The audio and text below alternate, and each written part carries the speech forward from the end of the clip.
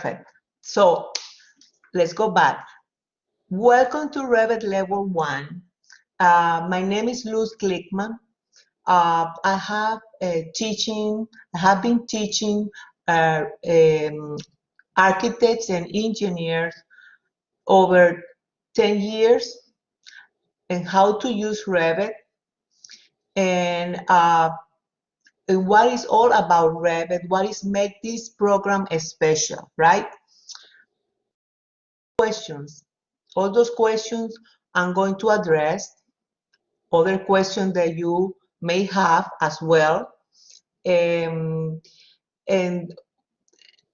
the better way to do it is to try yourself practicing, right? For every 1 hour that you take the classes, I advise you take 3 hours, right? It's the practice. Every day you learn, you practice every day. So what is Revit? Revit is an application and a software application, a standalone application that is based on BIM. And what is BIM? BIM is building information modeling, right? BIM is a process that you, as an architect or as an engineer, as a professional, use the data, the knowledge that you have on that discipline, you put into a data source. And what is that data source? That data source is the project, right? It's a single project that you put the information and you use Revit tools. What does that mean? Revit is based on BIM, building information modeling, but then BIM use the tools of Revit to go ahead and achieve the modeling, the project. I know that when you go to a client, you want to show them like the 3D, the perspective, that helps, right? That's the modeling part. It's very important. But at the same time, in order for you to have that modeling, you already put data, information in that modeling, right? The height of the walls, what is the exterior, the structural construction type that you are using on that building. That's BIM, right? So I welcome you to this Revit Level 1. And what we are going to do is, first of all, yesterday I sent you the PDF. Just keeping that. I have the floor plan that we are going to start doing that project, right? That you can compete in the office, what is they are expecting to you do it in a project, because that is what is Revit also. It's a design that you can prepare construction documents of a building, right? So I send you that PDF, keep that, save it. Then I also send you what Carolina mentioned, the project in Revit. Okay, that you keep it as well. Later, we are going to open that when I let you know. So we have that project open in the background for us to get, for example, stairs, right? You need to create from now, think about it, start creating your library in order for when you have a project, you don't need to go and start looking in Autodesk or in Revit City. Oh, I need this door. Oh, I need this desk. You have it ready for you to go ahead and use it, right? So that's what it is. Any question, please let me know. If I don't have the answer, most of the time I have the answer, okay? I will get back to you and answer it, okay? So this is going to be a stress-free learning experience. There is no a deadline. There is no a principal behind you. Hey, you need to finish this by 4 o'clock. No, this is a learning experience, a beautiful, stress-free learning experience that the Miami-Dade Community College is offering you on these classes, okay? So, and thank you for giving us this opportunity. So, you have a question, you raise your hands, let me know, and that's it. Okay, so everybody have the welcome screen, right? Carlos, Carolina, Eder, Giancarlos, Haley, Yes. who? Perfect, Rosa, perfect. Now, so Yes. basically what I'm going to try is to brief because this is a lot of material, okay? And what I want to accomplish, you guys, with this project is what you need to know, okay? And obviously you are going to um, uh, in the practice, you are going to think about when you go to a place, oh, how can I do that in Revit? That's what it is, okay? Revit is just you go to the field and you think, okay, what I'm going to do first if I have this site and the owner wants me to build a house. What is the first things? The survey, all those papers, right? The site plan, where is the water come from, the utilities, all that on that discipline, the structural. So let's go here. On this part, what we have, let me double check if this is, because I have the two screens, the models, right? The models and the families. So briefly, at the same time, the program divides models on the new versions, models and families, right? Before that, you can notice that out of this Revit 2020 student version, right? You may have the 21. If you got, I may go to the 21, right? So on these versions that the college provide us, there is something on your title block as well. I send you the title block. You can use, guys, that title block.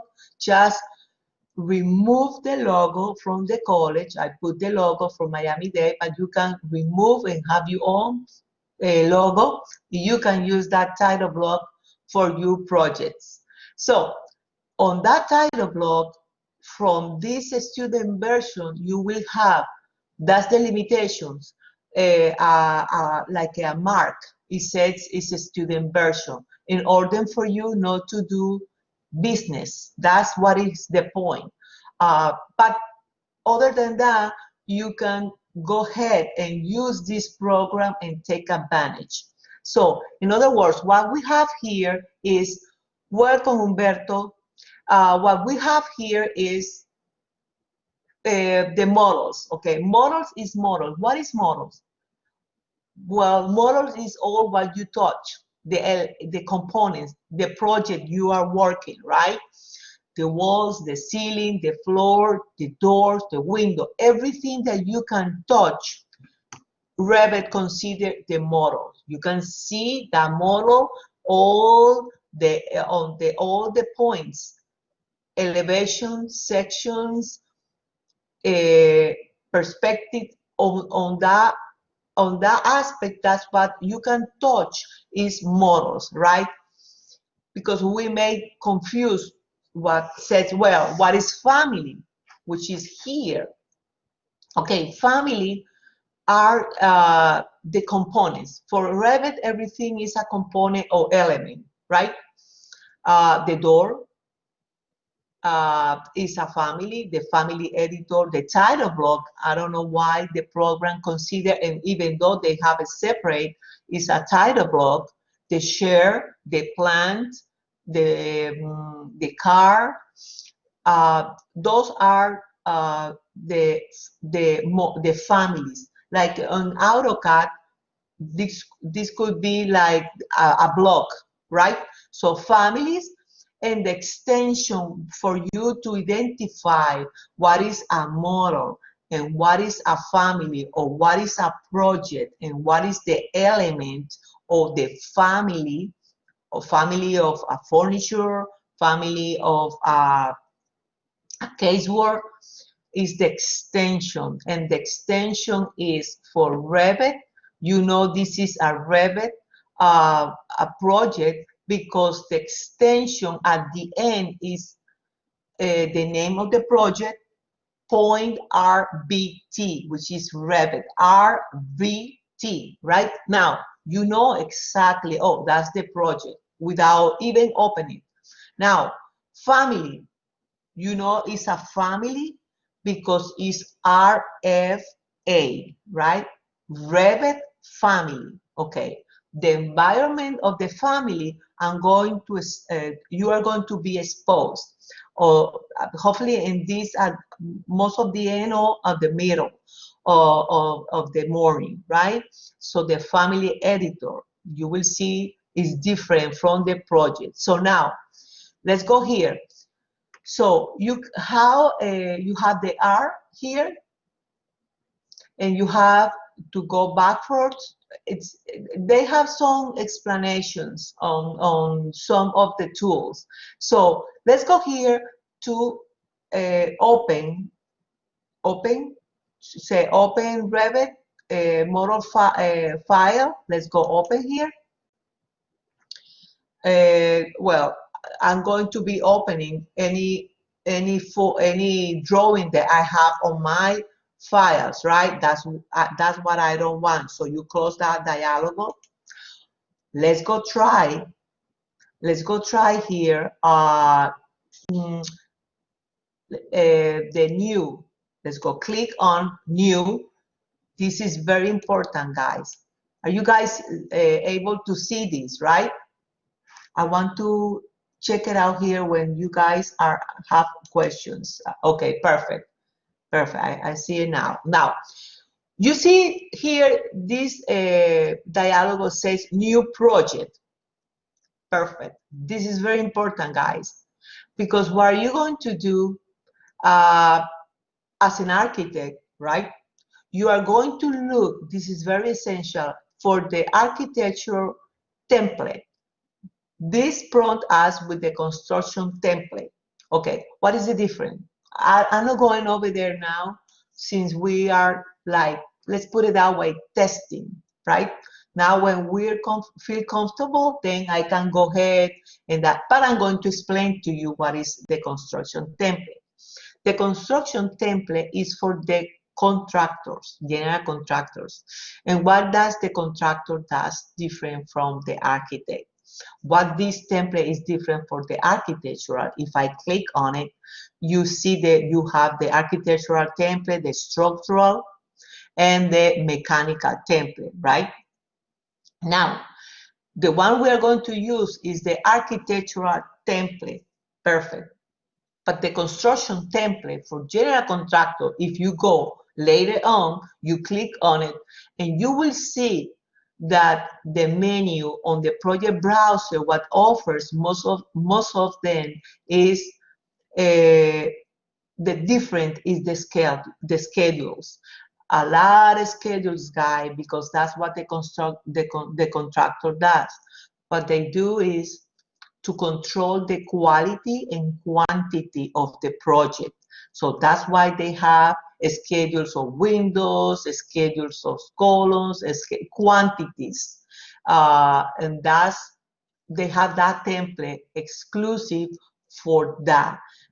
Other than also that they have also level 1, let's say, but then they have framing, footing, we have two, but in the order, in the sense, it looks like the same, but if you go into and dive in, you will see that you will have more schedules, settings for that template, okay, for the contractor use it. Architectural, that's the one we are going to use. Structural, yes, you are going to be exposed later on. If you go and get on level 2, we will do a structural in a commercial building and collaboration. What does that mean? What is this program?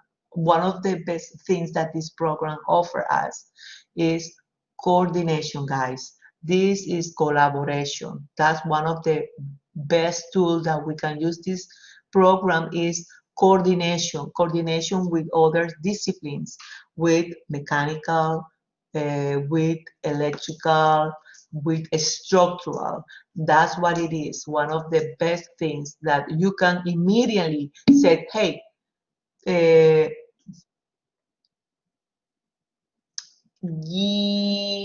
I have it.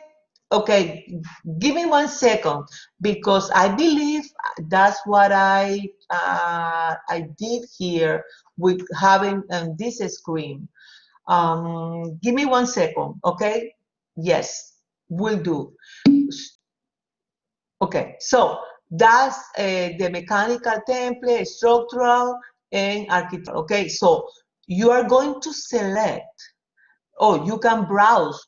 Don't click on browse. Browse means that you are going to look for the template from your company. Your company may have a template already established, you know, standards. So you may browse and you will locate, yes, over here. Zoom in and out. Yes, but what I have a big monitor, and that's the one I hope you guys see it. Okay, now on the browse, I explained to you already that it's from the company. The company may have templates already, standards. You may go and browse, look for that template. But for now, make sure that you click on architectural template, create a new project. Yes, that's what I want you to make sure that you select architectural template and create a new project. And then you said, okay. Okay, let's see. Okay. I don't know if you, Carlos, can you see a little more now better or let me see, zoom in. Because one of my monitors are the one who I don't want. Let's see what we can do the best. You see it now, Carlos? You see better now? A little. Let's see. I'm sorry, Yes, Carlos, on the top left corner you can is zoom. hide view controls. You can zoom in, zoom out on your own, and it's much practical. I Best know. And fit. Everybody can do it. Everybody can zoom in and zoom out. It's on the left Yeah, corner. over here on the left. Yeah, Okay. Thank you. Thank you. you're welcome. You did it, Carlos? Hello, Carlos. Yes. Listen, You got it? you hear Yes. me? Yes. Yes, I do. Okay, okay, okay. Perfect. Okay. Perfect. So it's a little better here. Okay. Okay. Okay. Now, so this is okay. Perfect. So we are on level 1, right? How we know that we are on level 1? See floor plans here. Level 1 is on bold letter, right? So this is the level 1. At this moment, first of all, I'm going to give you a tip. Okay, I'm going to give you a tip. That's what I was going to, Julio. Give me 1 second. Okay, what I noticed is that I don't know if you started from the, okay, obviously from Autodesk. First of all, be aware of something. We are going to use imperial units, right? So what happened, for some reason, don't ask me, first time that I noticed that downloaded Revit, it goes immediately to metric. I don't know why. It should be on imperial, but that's not a problem now. This is the tip I'm going to give you. Right away, you right away notice on the scale. You see this, the view control over here on your left side. Can you see it? I don't see on my, whatever I have here on the other screen, I don't see it, but is the view control is on your bottom left side. I need for you to see the view control. Okay, perfect. Now, yes. Now, okay, this is the view control. This is the view control, right? You notice that you have the scales. The scale obviously is 1 and 100. That means immediately for you, you are a metric, right? So immediately what you need to do is go ahead, okay, go to the ribbon. What is the ribbon? The ribbon is over here, located on the upper section of your screen. Now, let me quickly, before to go and address this issue, that what is this? This is the quick access, like in AutoCAD. Quick access, the art, the home, now it's called home, the save, you save it, you open, you go undo, print, distance, and all those tools that you have quick access, right? You can put more quick access. This is the thick line, and I'm going to give you a tip later on this, right? Now, this is the quick access line.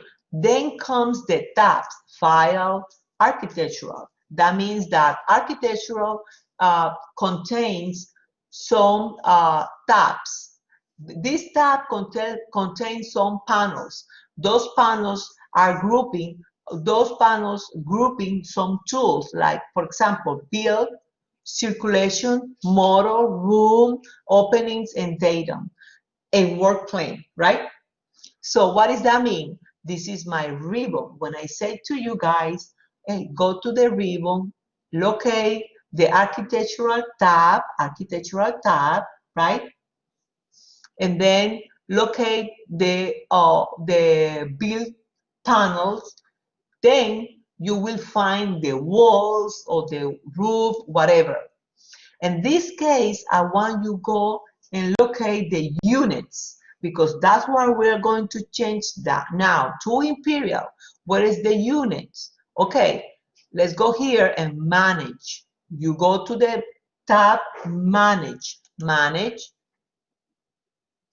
If you can identify immediately units, right, on these tools, you can just type in your keyboard UN. You see, it says project, and then in parentheses say UN.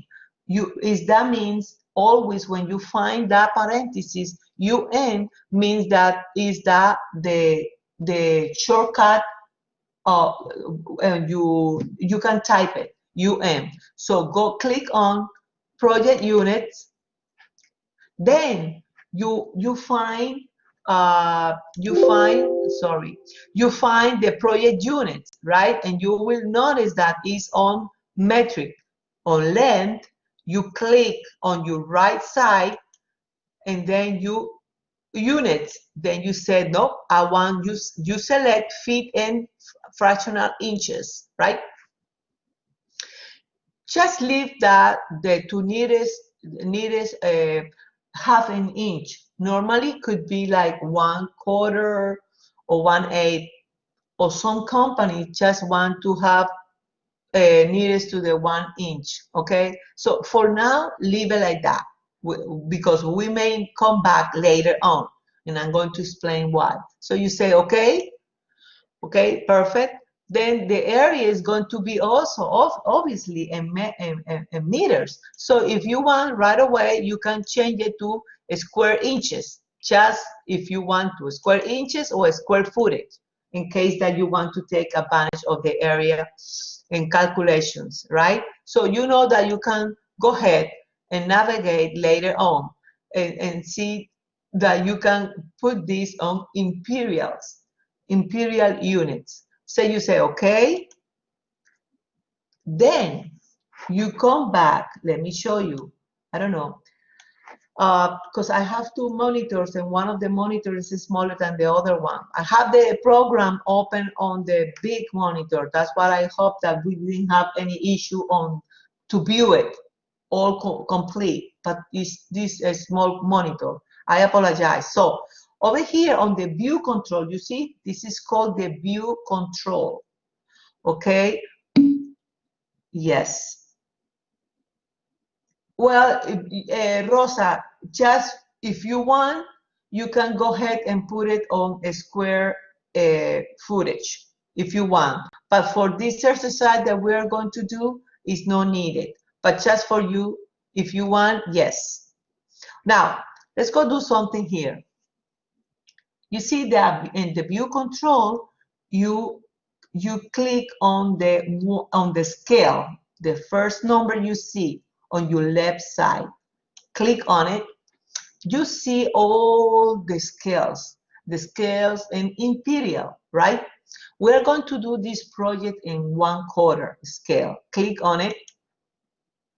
1/4 scale. Okay? 1/4. Perfect. Now, if you are there, I'm sorry, that's my I'm going to close my personal email because it makes noise. Okay, got it. Now, see, next to the scale, I want you click, just because take advantage that we are there now. You will see the detail levels. What does that mean?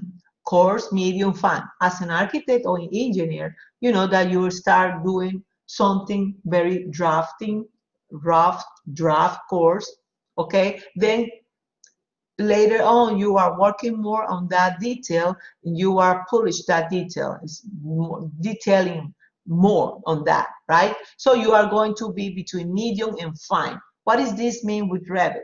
That means that I'm doing a detail, a call out, put it that way, a truss, a beam, the attachment on those supports. It's not the same that when I'm working on the detail level course, I'm not going to show exactly the line weight, the detail level, the same like a medium and fine. I don't, sometimes I don't even, if I'm using a steel beam, maybe I'm going to see only on course one line, that's it. But when you change it to medium and fine, that's better because it's going to be refined. So for now, just immediately click on fine, and these are, I'm going to give you with the rendering, this is what you need to use, the visual style, you know, the visual style, the graphic display is the option that you work before preparing your renderings. We go to do that later on. The wireframe, hidden line, shape, consistent, realistic, which for if you want to use a rendering, and ray trace is good too. Okay, but you are going to be into between realistic, and you can also work on this, giving some tips right now. This is the sun path, and this is the shadow off. This is the crop region, something that you have hidden. You can go the crop region. Now here is the temporary hidden and isolate. You know, if you have something hidden, isolate, you may click over here, and that is going to be available if you have something hidden. At this moment, we don't have nothing. We don't have nothing. Reveal, it will reveal something that you have hidden. And all those hidden and analytical model, honestly, we are not going to use it. Okay, so for now, we are going to be concentrated on these tools over here. That's the view control. This mainly for today, what I need you navigate I'm going to go up a little bit more over here. Okay, is on over here. Yes, is on the quick access, the tabs. You know, annotate. What is in annotate? You are going to find annotate. Most of the time are going to be the 2D. What is the 2D? When I say 2D, is only for that specific view. Remember, Revit is based on the views. I have this view, which is the level 1. If I do a dimension here, it's an annotate, it's a specific view. That dimension is going to be only on this view, not on level 2. That's the difference. If I place or lay out a wall is going to be noticed on the whole project. See the difference? A model will be an architectural, my stair, my ceiling, my door, my roof, that will be seen on the whole project. The change on on that window, it will notice and reflect immediately. I don't need to do no more changes, not even on my schedules. If I do it on my schedule, on that window specific, it will change on the whole elevation sections, uh, and the whole floor plan. Only one change for a model will be changed automatically in the whole project, right? I don't need to go, like in CAD, go to the section, go to the elevation. No, only one change, that's it. So now that's annotate, that's align. We're going to do today, you are going to learn to place a dimension and delete a dimension for now. Okay, now we have a structural? Yes, we can use beams, a structural. Obviously, on the template, the structural is more tools, but for now, what we need to use, everything is here, right? And insert, obviously, is another Revit project that I have. You can insert Revit link, another document link. I have done this. Okay, CAD, yes, you can link a CAD file. A topography, yes. WF markup, yes. A decal, yeah, and a rendering. If you want to put, yes, on the TV, a picture, or itself a picture, but it's going to be noticed only when you're doing the rendering, okay? Point cloud, coordination model, manage links. We are going to see this on level 2. Import CAD, okay, I'm going to make a stop here. I want you be aware of this, guys. Okay, and I'm going to stop here even though we haven't started yet, but I want to make a point on this because on the experience I'm carrying with the offices, this is what it is. Even with some projects from the Miami-Dade that they have on the facilities construction, the college is very, very, how can I put this, very consistent on this. When you're doing a project, let's say that you are working with a firm and is doing a college or a work for the college, Miami-Dade College, or for Baptist hospitals, or for University of Miami, they have standards. And one of the standards is, I read it, and the college is very, very persistent, is that they don't want, like, you are doing the project in Revit, you come and later, because the deadline is for now, you bring an import CAD file. They don't want that. They want you have the Revit and all possible doing in Revit, right? Why? Okay, first of all, one of the reasons is that when you import a CAD file, you are going to bring all those line weight, all those layers, all those configurations from CAD into the Revit file. Make it enlarge it, make it sometimes difficult because it's going to carry all those, the could be a speed slow, the performance of the project, right? So they prefer you don't do any import CAD. Sometimes I did at the beginning, import the wall types, import from CAD. But what happened? The line weight in CAD is not the same. Then you have to configure it. So it's a little more work. So it is not worth it. So they prefer you do like the Revit project, try to do it in Revit. Now, if you need to bring, well, what is preferred between link a Revit or import a CAD, they prefer you obviously link a Revit project. Uh, that's what they prefer. So be aware of that. Now, you are going to ask me, hey, Luz, but how about if I have the CAD file already of a project that I'm going to start? Why you want me to? Okay, no, there is another way. If you have that link CAD file, see the difference? It's not the same import that link. If you have that link CAD file, yes, you may link it.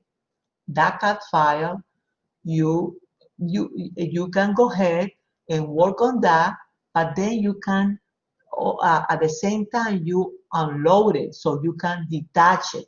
So you haven't done any more, you haven't bring no more volume to that project.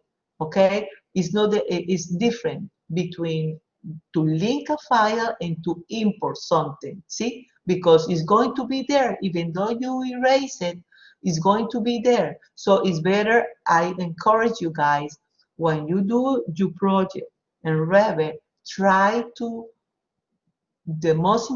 try just to work on Revit.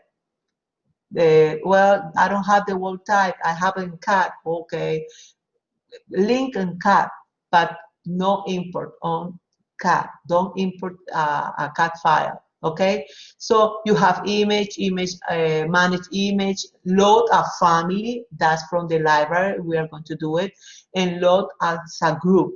That's mainly what you are repeating elements, hotel rooms, something which is repeating. You can use that group. Okay, so let's go massing inside. Yes, we are going to use this for the side component. What is the side component? A tree, parking components, and all these guys that you notice are gray.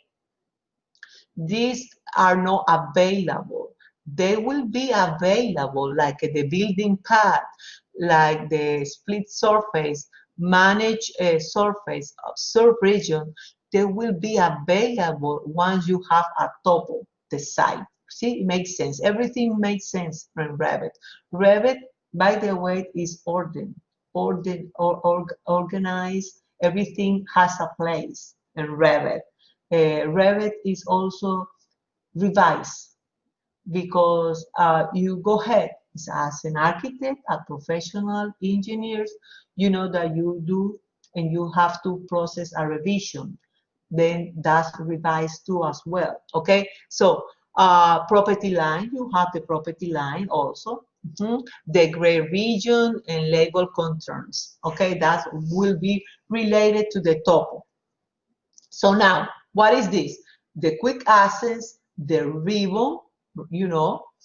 I have here the properties, guys. And I'm navigating now because I want you to learn these terms.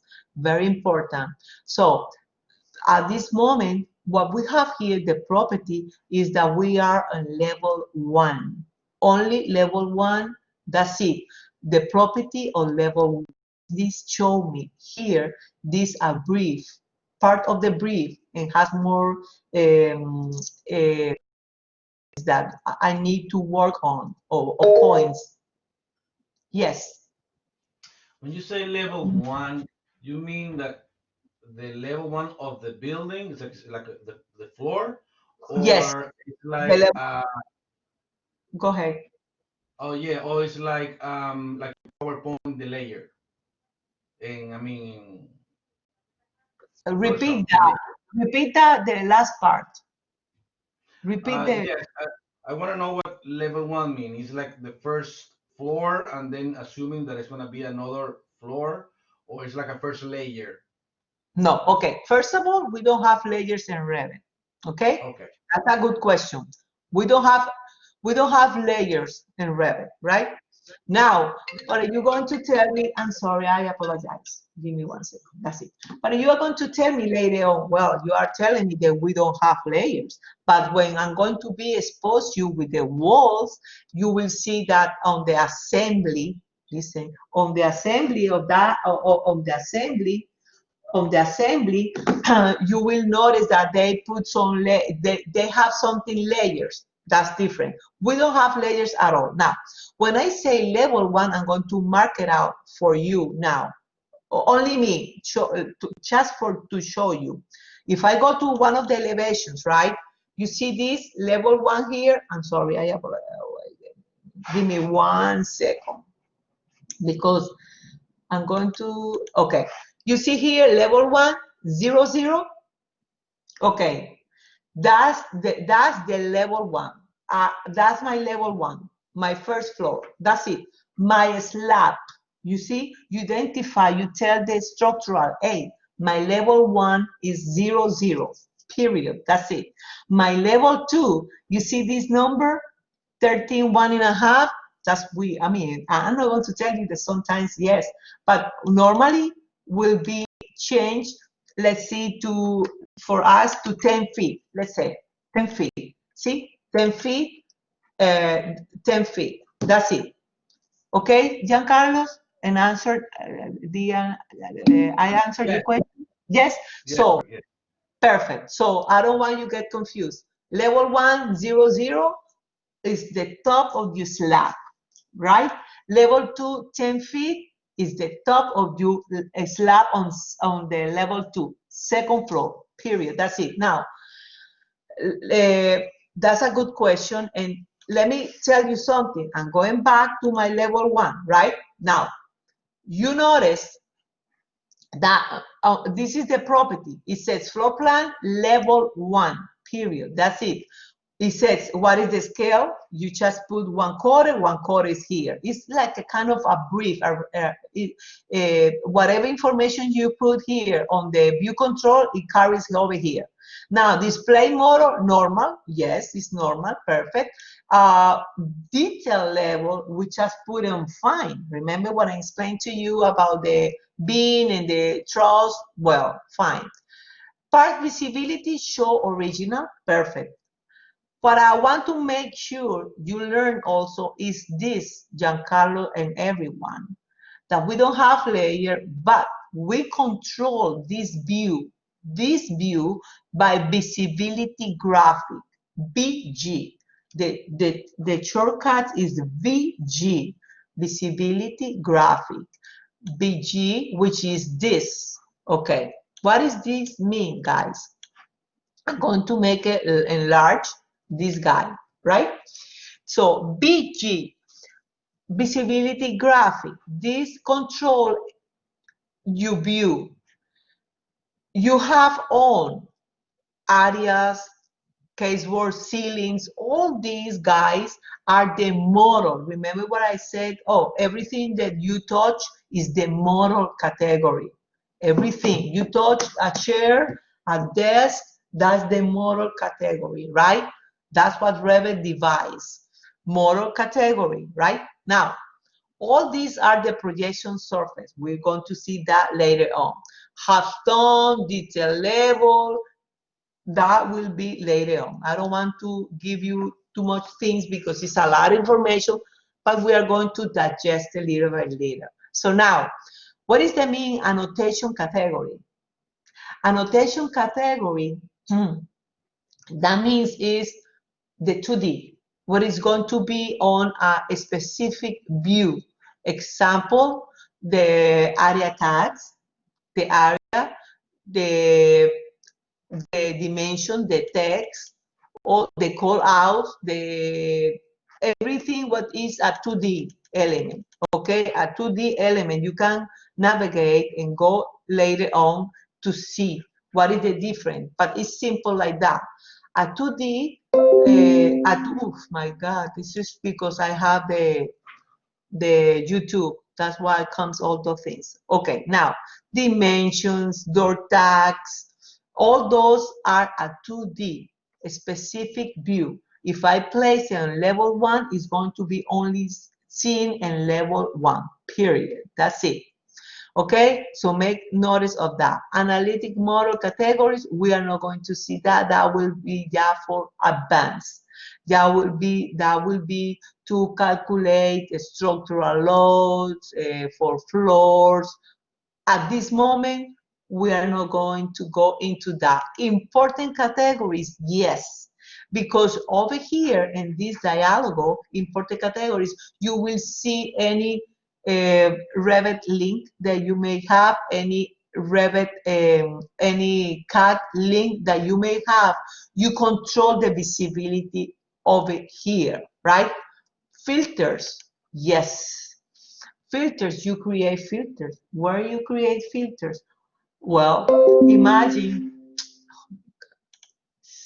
it's so annoying, this. Okay, imagine that, just an example, two filters cases could be, you have a long schedule, door schedule, a long list door schedule, but you need to, on the sheet of 24 by 36, you need to divide it. You may use filter because you are going to say, well, I have a 10-story building. I'm going to use from my, let's say, from level 1 to level 5, I'm going to use one part. Then you go filter, create filters, and you say from level 1 to level 5, show me this schedule over here in this sheet. And level and from level 6 to 10, I'm going to put the schedule in the same sheet or in another sheet. But then you work with the filter on that. Or also, I can teach you how to do rating, walls rating using the filter. But that will be later on. For now, let's go concentrate in simple. Then we go from macro to micro. More specific. So this is the visibility graphic, guys. Be aware, be familiar with this term, BG, visibility graphic. You can just type BG, that's it. Or you go here to the property of that view and you will find the BG. Also on view. So you say, okay, perfect. Now, go ahead on your time and see what is the orientation project. Don't bother with that now. Also, what is the discipline that we are going to use? Is architectural. And what I make an emphasis on this is this, because if later on you are doing some coordination with structural, right? You may not see you structural, or even you may not see the architectural. So you need to be just in coordination. You see how it makes sense? Because you're doing coordination, right? So, or either you are an architectural and you bring the structural drawing here to collaborate and to coordinate, but you're not able to see the structural part. That means that is there and you know it's there, but you don't see it. So what you need to immediately say, hey, I'm doing what? I'm doing coordination. So where I'm going to go to that view and discipline, then you go and say, hey, I'm doing coordination, right? Now, if you are working on electrical or if you are working on plumbing, you want to do, then you have to be on that discipline. But still, you need to, if you do in coordination, collaboration with all those disciplines, you need to be on coordination. Even though you have plumbing, you need to be on coordination, okay? Okay, now, what else important here? The scheme that will be for later on. They say, no. Okay, so let's go here. Very important for me to show you something. I want you to read later on what I send you on the reading, the range-based level. What is, I mean, the view range for you to understand. Could be a little complicated, but it is not. It is not complicated. Let me go ahead this over here. I'm sorry, the view range. Okay, read that. It's like you have your project cut in pieces. Okay, so this range based level is show me what none. I don't have none over there. I have the level 2 if I'm on the roof and I want to see my level 2, that will be level 2 over here. But for now, I don't need that. I don't have the to go and put any level on the base level. Crop view, crop region visible. You can even control it from the view control here. One important thing, you have the explanation, the explanation of the view range on the package I send you. Over here, just leave it now for now alone like that.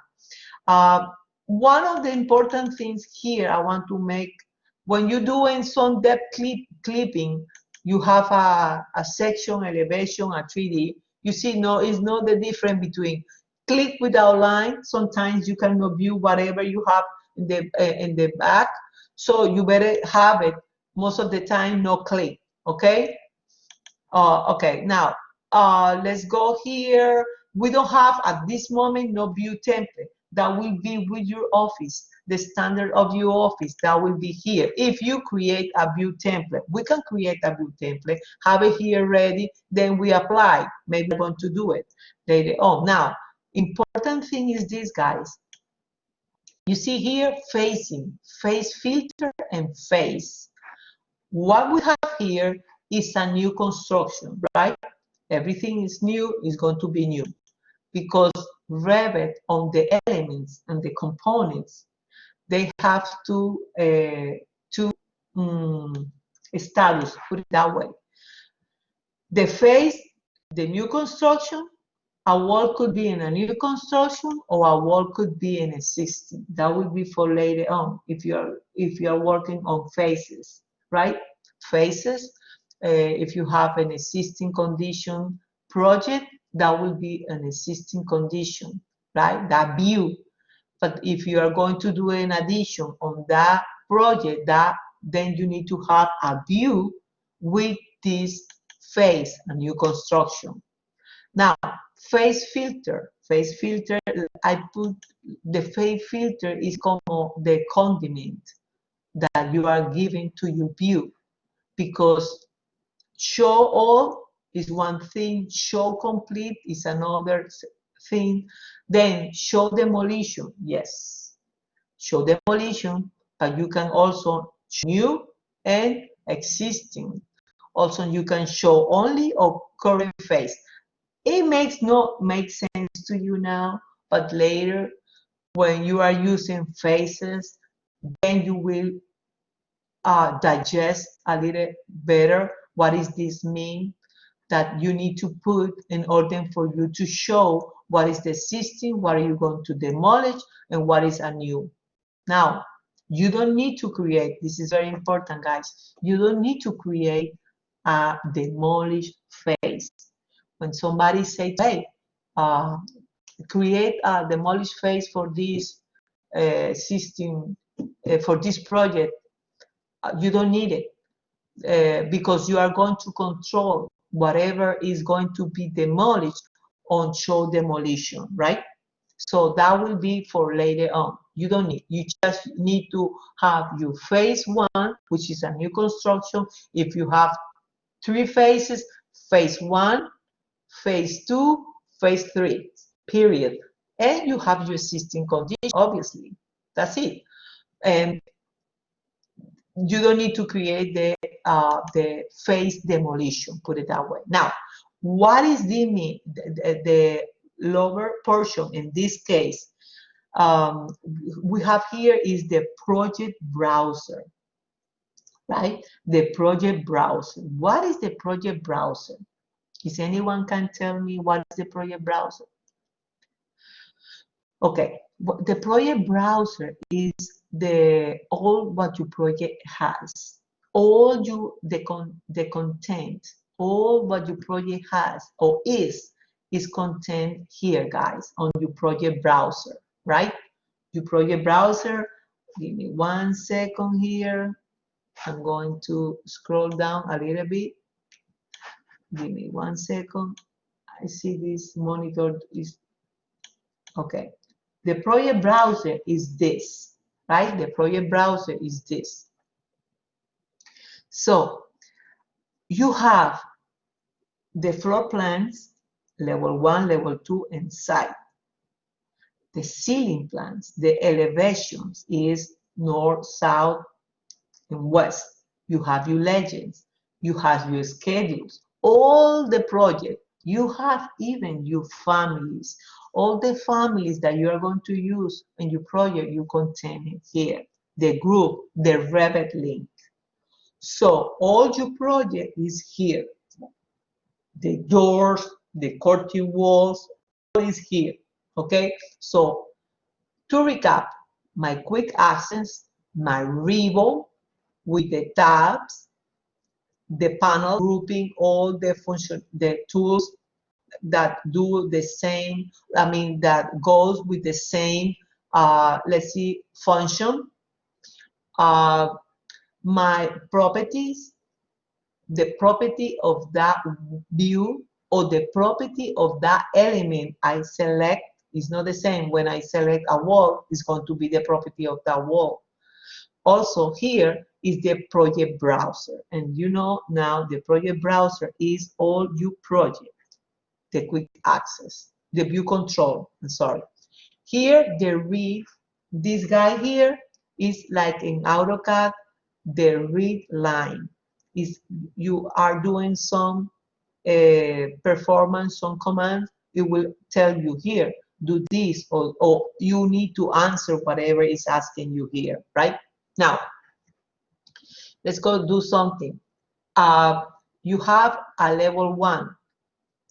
Let me show you, because maybe over here, you have level 1 here, right? Then it says north because I open the north view. So you will have this. Now, I want to show you that on the, I'm sorry, I apologize, but on the latest version, you can drag whatever you have. See, whatever you have. If you have elevation, you can drag it on the next monitor or the monitor you have extra. If you have another view there, you can drag it and place it there. Okay. At this moment, I don't need, but that's very useful. Believe me. Okay. Now, so far so good. Any question? Any question? Not this time. I'm sorry? Not at this time. Not at this time. Okay, perfect. Okay, so now let's go roll this the sleeve and start doing a project. Now, I want you to go ahead and go to the south elevation. Let's go to the south elevation, everyone. Go to the south elevation, right? And you notice that this is a dark blue bubble where your levels are, right? Okay, now, what does this mean? This means it is an associate view. This level 1 has an associate view where on your project browser, right? I want you to click the level 1 bubble. I want you to double click. Okay, so you need to be on level 1 now at this moment, right? You are in level 1. That means it's an associate view. Okay, the dark blue is associate view. Okay, now in associate view we have there, right? So go back to the south elevation. Go back to the south elevation. You even go back there, or you can go back here on the tab. Two ways. Two ways you can go ahead and have the to go back where we were. Now, you notice that one more time you are on the view control on your left side button, view control.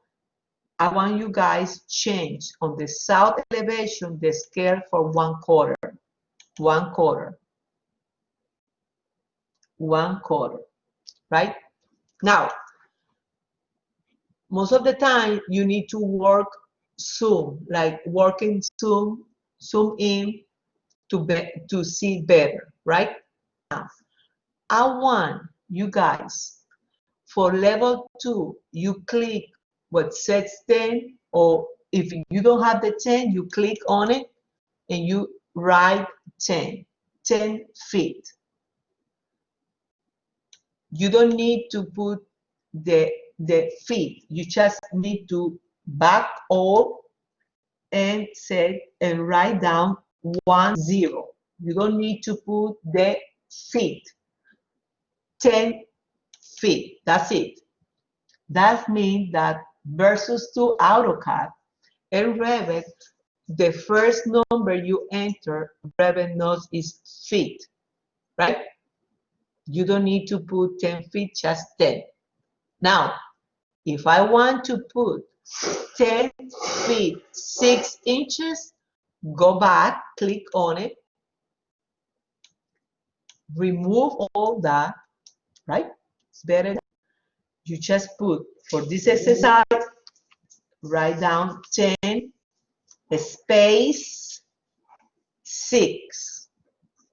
10 space bar on your keyboard and 6. And you don't need to put even the inches. 10 space 6. That's it. Right? That's one of the, I love it. I don't need to go and look for the 6 inches or whatever. Now, if it's 6 inches, go back, click on it. Let's say it's 6 inches, right? Remove all that number. You are going to put 0 space 6. That's it. It's going to be something weird, right? That's it. You don't want that. You don't want that. So you can go ahead on the upper to the quick access, go to undo.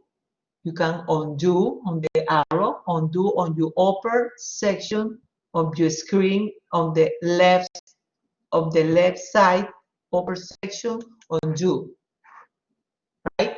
Undo. I want everybody has level 2, 10 feet 6 inches, right? Okay.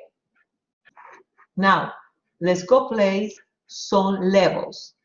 Everybody has 10 on level 2, 10, 6. Everybody? Yes? Yes? Any Yes. question? Yes? Yes. Okay, perfect.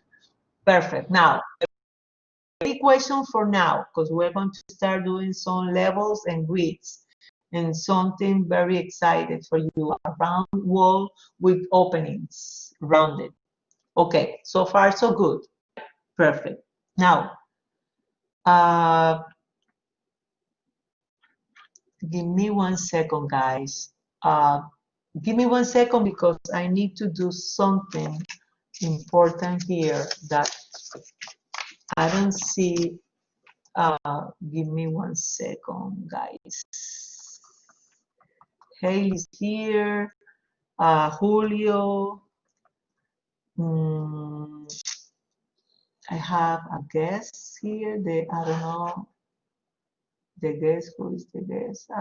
I'm sorry, guys. Give me 1 second. I have somebody, I guess. Okay. Carlos is here. Eder. Very good, Eder. Julio. Perfect. Rosa. And I'm missing some students as well. I don't know. Okay, perfect. So,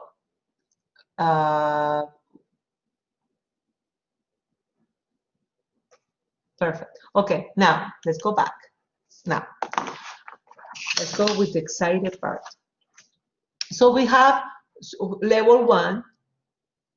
Remember the associate view, that color, even for the section, when you have a section with dark blue color, that means it's associate view. You have it on your project browser, level 2. Now, what is one of the things that you do when you're going to start a project? One of the first things is immediately to establish the height and the grids. You are going to establish the height and the grid. So what is these levels? These levels are a data information, right? It's horizontal layers. Now, you go to architectural tab. Let's go to the architectural tab. Let's go here for you to see it. Architectural tab, click on it, the architectural tab, and you are going to locate on your right side of the ribbon. Remember, this is the ribbon. You are going to locate on the panel, it says datum. You are going to click on the level. So the shortcuts, you can type LL. Always the shortcut is going to be in parentheses. And you will see also, if you hover on that tool or command, you will have more information regardless to that tools.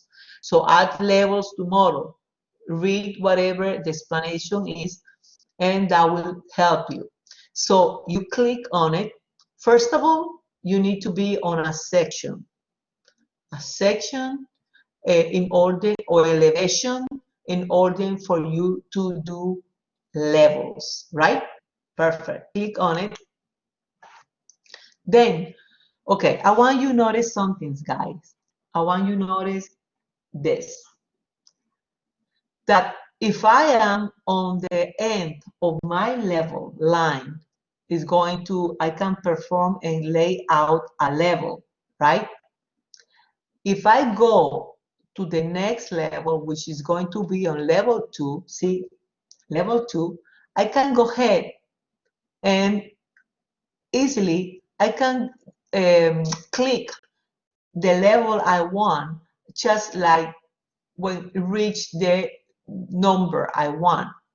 Or I can just on my keyboard, just put, let's say 12. Let's say 12, space 6 inches, enter, right? And then immediately I go from my left to my right, and you notice that at the end, I will have a dashed line, light blue. That means it's alignment with the other levels, and I click over there, right? 12 feet 6 inches, correct? You go ahead, go back to your tail where you start, like I'm doing it now, and you can go ahead, accept that number, or you just put, let's say 10 space 6, right? Go and do the same, right? Go ahead, go back to at the end, or just, I'm going to cancel here. You can cancel here in 3 ways. I'm going to tell you one way. You can modify here, click, give me 1 second, and you are out of the mode of that command, or cancel twice, right? Give me 1 second, Rosa. You can cancel a command 3 ways. I'm going to tell you 2 ways here.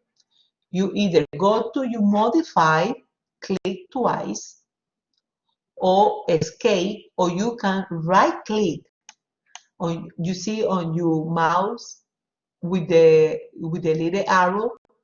Always the right click on your mouse is going to give you menu. In this case, I want to cancel. That's why I cancel. That's it. Okay, let's see what Rosa, you change. What is the question you have, Rosa? I couldn't see what command you select to add that levels. Okay, perfect. I'm going to undo and I'm going to repeat it, okay? Okay, I'm going to undo. Thank you. Okay, so now we are here, right? Perfect. Nothing happened. I haven't done anything now. So go to the architectural, go to your ribbon. On your ribbon, locate the architectural tab. Okay? Are you with me, Rosa? Yes, Hello? yes. Okay. Locate the architectural tab, right? On your ribbon. Then go and look almost at the end of that ribbon on your right side. On the datum panel, locate the level. Level, or you can type LL on your keyboard. You got it? Hello? Rosa? Yes, I got it. Okay, click on it. Aha. Okay, now, that's a good question because now I want to make emphasis on something before we continue. At this moment, we are in a mode, and I'm going to explain to you. With my finger, you notice here, right? I don't think so. Wait, give me. You notice that over here, now yes, on the modified level, you see here? You guys see what I'm trying to make emphasis, that a color like a green color, light green colors comes, right? It says modify place level, correct? Yes. Yes. That, always be aware of that, guys. Always when you activate a tool or a command, always look what on that ribbon on your right side upper is telling you. That's the tool that you are active at that moment, and may ask you something. And also be aware, very important, the option bar, where my cursor is going now and showing you this guy, this line is the option bar. The option bar is asking you or is telling you, hey, modify a level, make a plan view, all those options that you have that you are working on it. Okay, so at this moment you know that you are placing a level. At this moment you know that is make a plan view. Look, because it had the check on that. Very important. I'm going to explain to you what does that mean in a few minutes. Is check on the plan view, right? You have other selections here as well. Plan view types. What is a plan view type? Could be what? Structural, ceiling, so it's there. Offset, nothing. You leave it alone. But now, look at here. I'm going to place level 3, right? This is, and I undo. See, I did undo. It's different if I erase it. What is the difference? Well, the difference is I did undo is like I went like nothing happened, right?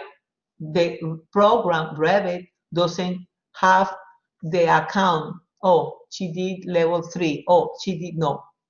I did undo.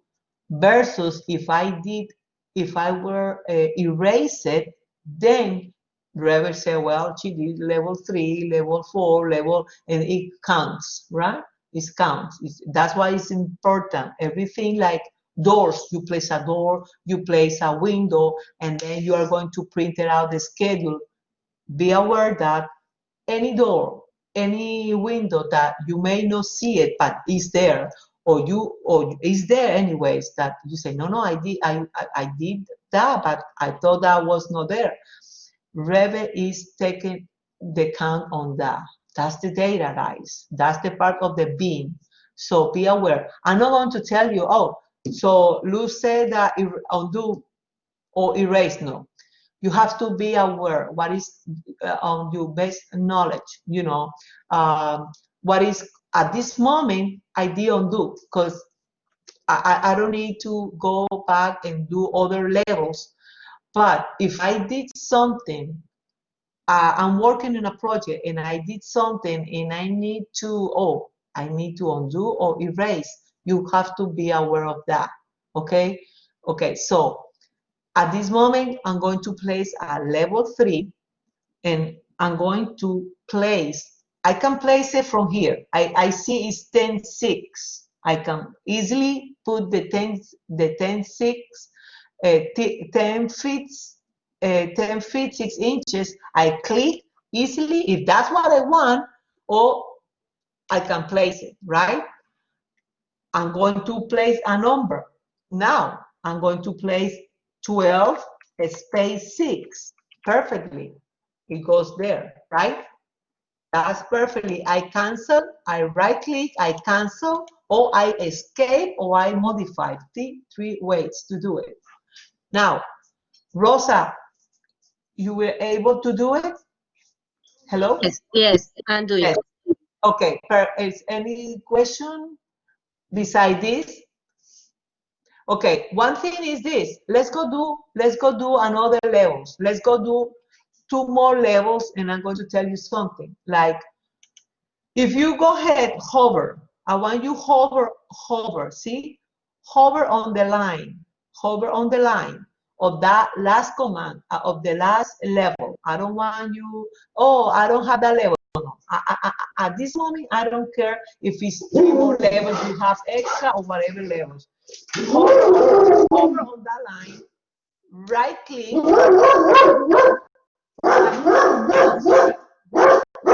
Oh, sorry, give me 1 second.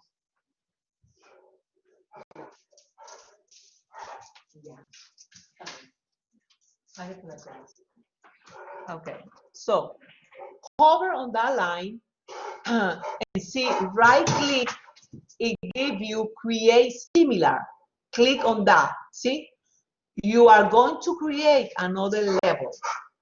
You can place it, don't see how, just accept whatever number is telling you now Revit. Just put the number there. Let's go do 2 more, 1 more, and let's see how much the height I'm placing. I right click, cancel twice, or modify or escape, right? Now, I zoom in. You zoom in on the last 2 levels you did. On the last 2 levels you did, and you will notice that, let's say that you don't want level 5. See, level 5, I have 48. I click on it, and I'm going to put only 45. That's it. You can place your level, and you can come back and put what you need. Level 6, I click on the number. I have that number, 61 feet 6 inches. I am going to put, let's see, 58. 58 space 6 inches, period. That's it. Okay, so you can, the point here is that you can place your level, obviously, and then you can come back, as Revit says, is organized. You come back, and then you can revise. That's the term, revise. Revit is order and also revise. Okay, any questions so far? Okay, now I want to tell you something. Let's say that go on the lower, which says level 1, right? Level 1. Now I want to be specific. I want you locate yourself near to level 1. And you know that this is level 1 and has an associate view.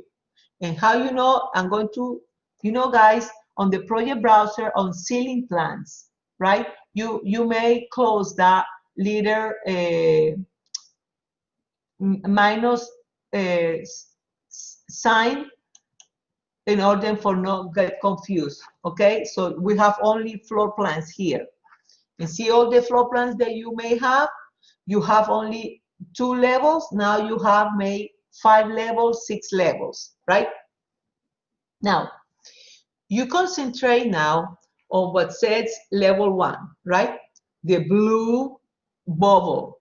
We have a blue bubbles on those associate views, right? Now, let's say that for some reason, the inspector, the city inspector said, listen, you need to show the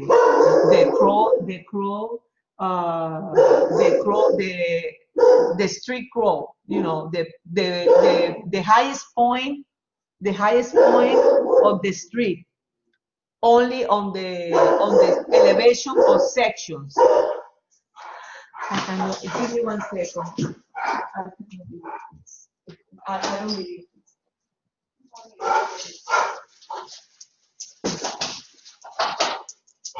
Vaya para allá. Vaya para allá, que me están.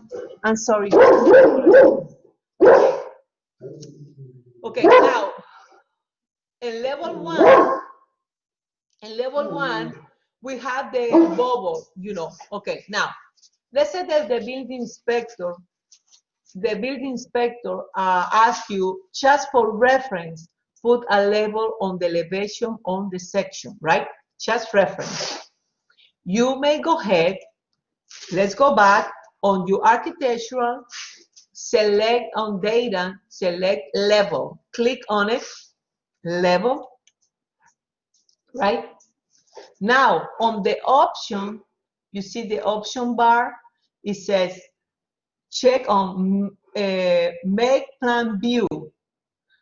Okay, you uncheck on that, and check it, right? The plan view type is not available, right? That's what I want. You go back where on your view, on your elevation, and under the level 1, you just place, for example, if you give you 4 feet 6 or 3 feet or 6 inches, just do it, or 2 feet, that's fine. You click on it and place that level over here, right? Cancel twice, and then you will notice that the bubble now is black. That is a black bubble, which means the difference is that this level is only reference. You notice that you don't see it on your project browser, right? You don't see it on the project browser because it's only reference. It's only reference right there. Okay, so give me 1 second, and I think I'm going to put my dog on the room. I don't want to do it. He's so spoiled. Okay, now, so the last level you did, it has a dark bubble, right? So it doesn't appear in your project browser. Now, let's say that later on the inspector said, well, I need you show me a detail of that crown street, or of that part of the section of the street that you are next to your project, whatever. You need to convert this on actually a floor plan, right? So where you go easily. Anytime, guys, that you need to, anytime that you need to create a view, a section, a sheet, something like that, a schedule, where you go? You go to view. Just think about it. You say, well, I need to create a section. Where I'm going? I need to create elevation. You go to view, right? In view, you will have sections, call out, obviously the 3D view. Now, I want you to concentrate what says plan views, okay? So you click plan view, click on it. You are going to create a floor plan of the last level you create that you don't see associated on your project browser. You click on floor plan, then you will have access to the last level you did, level 7 in this case, or level 5 or level 10, whatever level is that you just did, you have it available there. You say okay, and that's it. You have your level associate. You go back to your south elevation and you notice that your level now has an associate view, right? As well, you want, let's say, oh, I need to convert this in a structural. You go on your project browser, you see the little plus. Anytime you have plus next to, in this case, the structural plan, you click on it. You notice you don't have the last level you just create over here. It's not a big deal. Where you go? You go back to the view. You go to view, tab, locate the plan view. Now, you see, you have floor plans you can create from that level, of the levels that you need, that are created reflecting ceiling, structural. Then you click on the structural, and there you go. Not only level, the last level you create, but is also included level 1, level 2. Then you create level 7, let's say in this case, or the last level 8. You say, okay, then there you go. You have your level 7 under the structural, right? I'm going to close this. I'm going back to my south elevation, and that's it. Any question so far? And I apologize, the cell is misbehaving this morning. So any question for now, so far? Okay, so shall we go? No, thank you. Okay, okay. How about Haley? Any question, Haley? Julio? Carlos? So far. Okay, oh, okay, perfect. Now, let's go here. Uh, over here, or already the levels, right? Now, you notice that you have on your project browser the site, right? You have a site. Okay, I want to explain to you something. You have the site. However, in your south elevation on your view, you don't have that level marked out.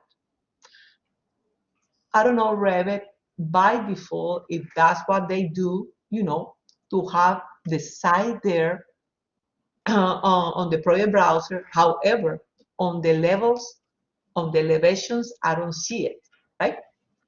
So in that case, when we're going to start our project, hello, something happened. In that case, when we're going to start our project, everybody is there. Hello? I lost you? Hello? Yes, right here. Okay. Yes. Yes. Okay, yeah, because, Yes. okay, perfect. Now, okay, something happened here in this monitor. Okay, now, uh, what I was telling you that now the site is here in the project browser. However, here on our elevations, that level doesn't show. Okay, no problem. We create our own site plan, right? That maybe is done by default, maybe is created by the level 1 floor plan with another name, who knows what. But we are going to definitely have an associate, not only on the project browser, but also on the elevations. Now, let's go and show you the grid. When you place grids, right? And then from we place the grid, we're going to do a basic. What is the basics? Element on a project. We are going to start with our walls, right? We are going to do an exercise for you guys to understand what is the difference between an instant and a parameter using a round wall with a round openings. Okay, now let's go here and click on level 1. Let's go back to level 1. On your elevation, click twice, go back to level 1. So we are in level 1, and we are going to place some grids, right? So go to architectural on the tab on the Revit, go to architectural. Then in architectural on the Vivo, you locate again. You see on the level 1, you notice that the data now the level are not available, right? So it's grayed out. However, the grid is on. So you click on it, grid. We don't need to save this at this moment. If you want to save it, save it. But at this moment, we don't have anything because it's only project 1, I believe, or that's it. Now, so you are going to be prone like you were prone when you were creating the levels. You notice on the Vivo, immediately comes the draw tools, the line, the arc, spline, or pick lines. This is really good, but also could be a pen in the neck. Okay, but modify place grid. Okay, the line. We are going to select the line. It's select already, and then you are going to see you have here grid. This is by metric. That's all at this moment. Leave it alone. And on your view, just locate yourself on the left side of the elevation, south elevation, in this case, left side, and click. Make a click and go up 90 degrees. Then you will notice, and you zoom, that's grid number 1, right? You are on created or lay out the mode of the grid. So see, Revit allows you go or you can give the number, the numeric distance of the next grid. Could be 15, could be 16, whatever number, or even go ahead. Give me 1 second. Go ahead, and you have 15.6, right? So you can go ahead and as you just place 15, enter, and then you will go up again for the second grid, and the second grid will be 2. See how Revit goes and take the account, whatever you are placing is taking like a note. Oh, you're placing number 2 now. Okay, now go back and you can create the third grid. Could be, let's say, 20 space 4 inches. 20 space 4 inches. One more time. Okay, that lag that you notice, that means constraint, right? Constraint, that means it's aligned. Okay, all those ends of that grid, they are constrained, they are aligned. Okay, if you move one, the other 2 will move along. Okay, so far you can place 25 on the 4-1, 25. Okay, and the latest is going to be 20. So 5 grid. Okay, and notice that it's going to be 3, 4, and 5, and you have a check mark at the end of that grid bubble. Okay, perfect. So you can go ahead and right click, cancel, or modify. So far so good, guys, with creating the grids. Hello, so far so good, no problem, right? Yes. Okay, I don't want you get sleeping because we are going to have actions. We are going to do something that you enjoy. Okay, I don't want you to go to sleep. Now, let's go here to do the, let me see, let's go do the horizontals grid, right? Now, go back, architectural, go to your ribbon, let me show you. Go to your ribbon, locate the tab, locate on data, locate the grid, right? Click on it, okay? Now, go ahead on your screen.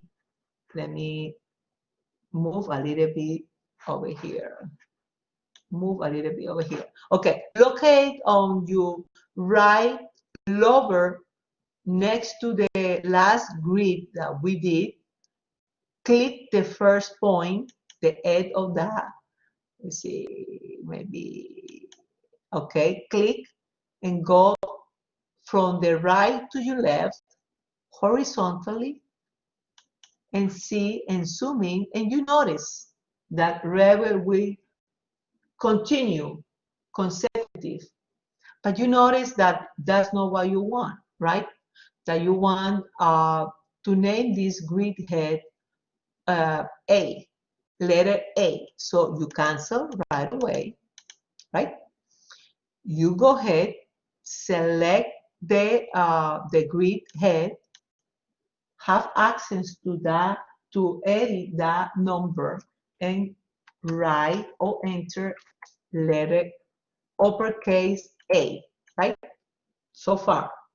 Now, shall we continue? Yes. So you may hover, remember, you may hover on the line, right click. You have options always with your right click and create similar. Click on it. You locate yourself not on top of the grid you did, nearby, go upper. See how Revit goes and when it loses this distance or may get it, but it's not the difference when I am away. Maybe it's taken now, but when you better work a little closer, is better, right? So you go ahead and place, let's see, 20 feet.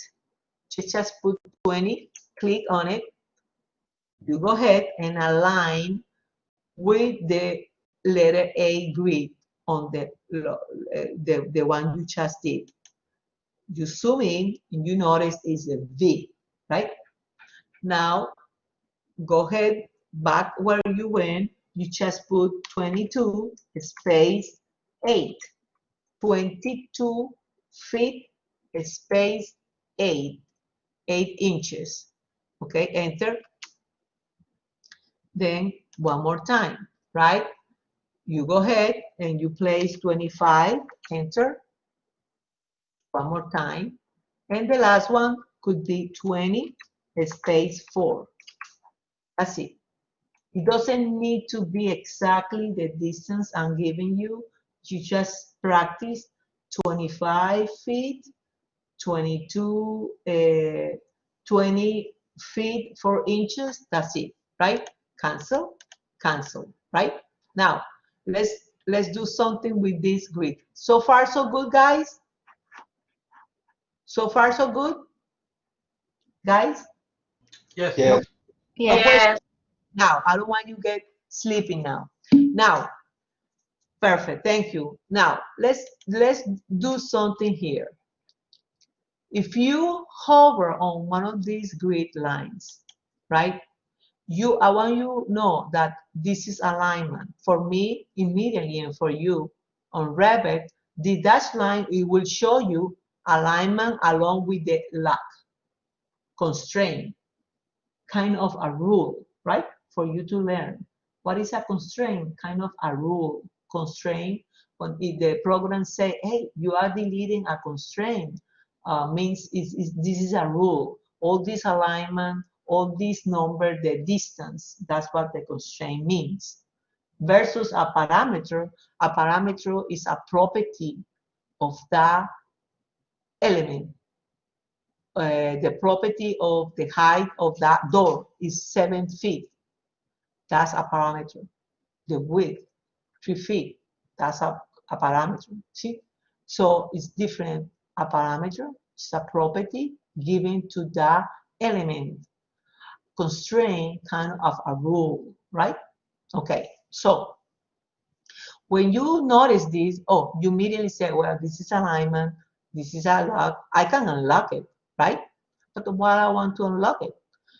Well, that helps is when you see that little circle on next to the grid, you drag that circle and you can move wherever you want your grid goes, up and down, whatever is better.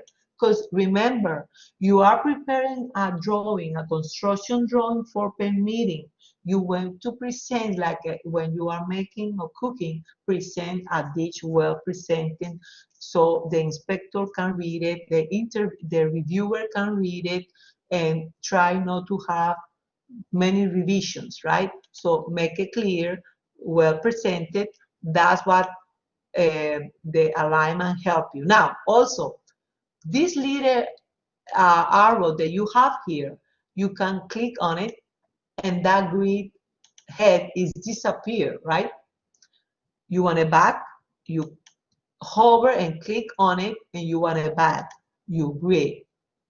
Let's say that is too much things passing here that there is no space. Sometimes, in this case, it doesn't happen, but in case that you don't have a space to accommodate that grid parallel to the next one, hover on that, you see always that little elbow, you see, add elbow. Click on it. It helps you in case that you need to move that elbow away because there is something here, a wall there, who knows what, a parking space, and you want you grid to be seen and read that, okay?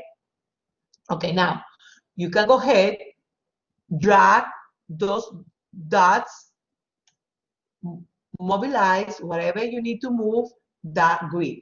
Perfect. Now, let's see what else. The same happen here. If I hover on this line, I click on it, I have as well my head, the bubble here, and my other still there, right? No problem. Normally is one side that you showing your grid. You unlock it, no problem. So far, so good, right? Now, I mentioned to you that you are going to learn how to place, lay out a dimension today, and as well how to delete a dimension. Okay, I want you to learn that. I don't want welcomes and put some dimension. Oh, I don't know. The teacher didn't teach me how to do it. Miami-Dade teach you. Trust me. Miami-Dade teach you how to place a dimension and how to delete a dimension. That's so essential and basic. That's what I'm going to do now. Now, let's do something. Basically, we are here on our view level 1 with the grids, right? We are going to start placing dimension horizontally first and then vertical, right?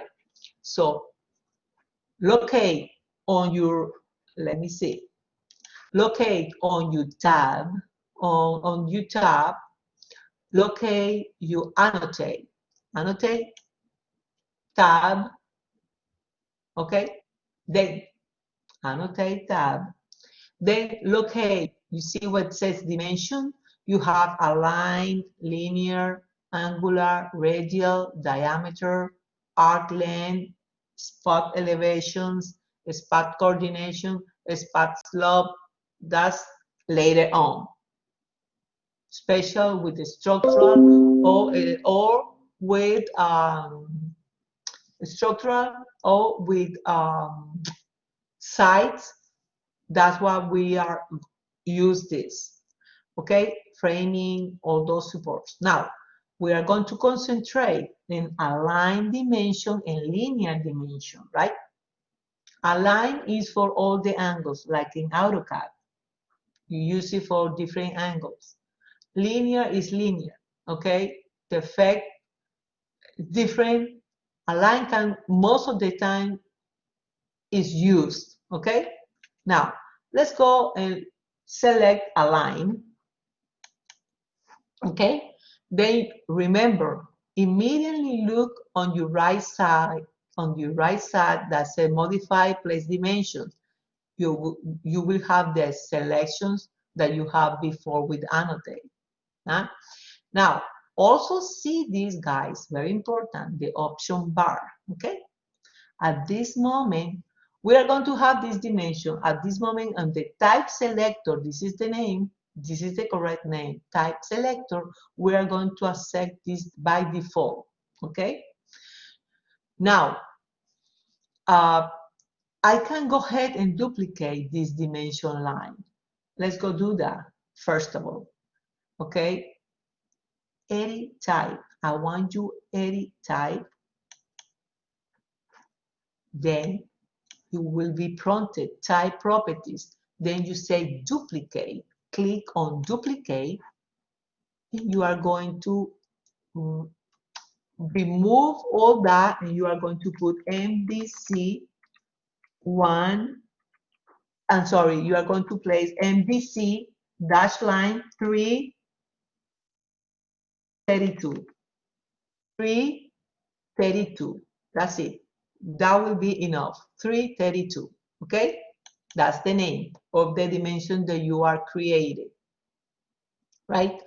So in that dimension, go ahead and you scroll down, dimension line distance. We are going to scroll down and get the text size.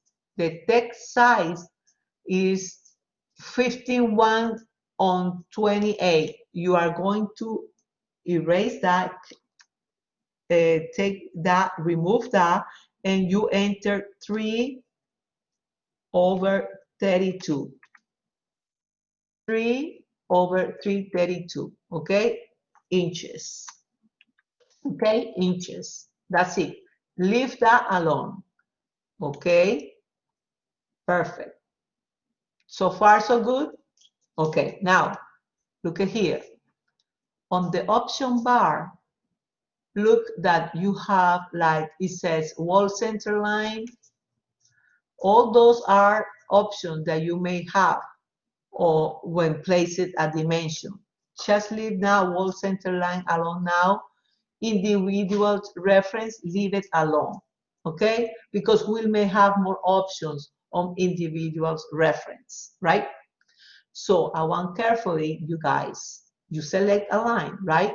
Perfect. Now, you go ahead, go hover on the first grid, number 1, click on it, then hover on the second grid, continue, then hover on the third grid line, then hover on the fourth grid line, then hover on the fifth, the last one, grid line, and very important, guys, I want to emphasize this. Don't click on top of the last line of the grid line or any item that you are dimension. Don't click on that, because you will never get your dimension accomplished. What you need to do is to click away or inside, then cancel. Okay, I have questions. Please, question on this. If so, you have question, please, I need,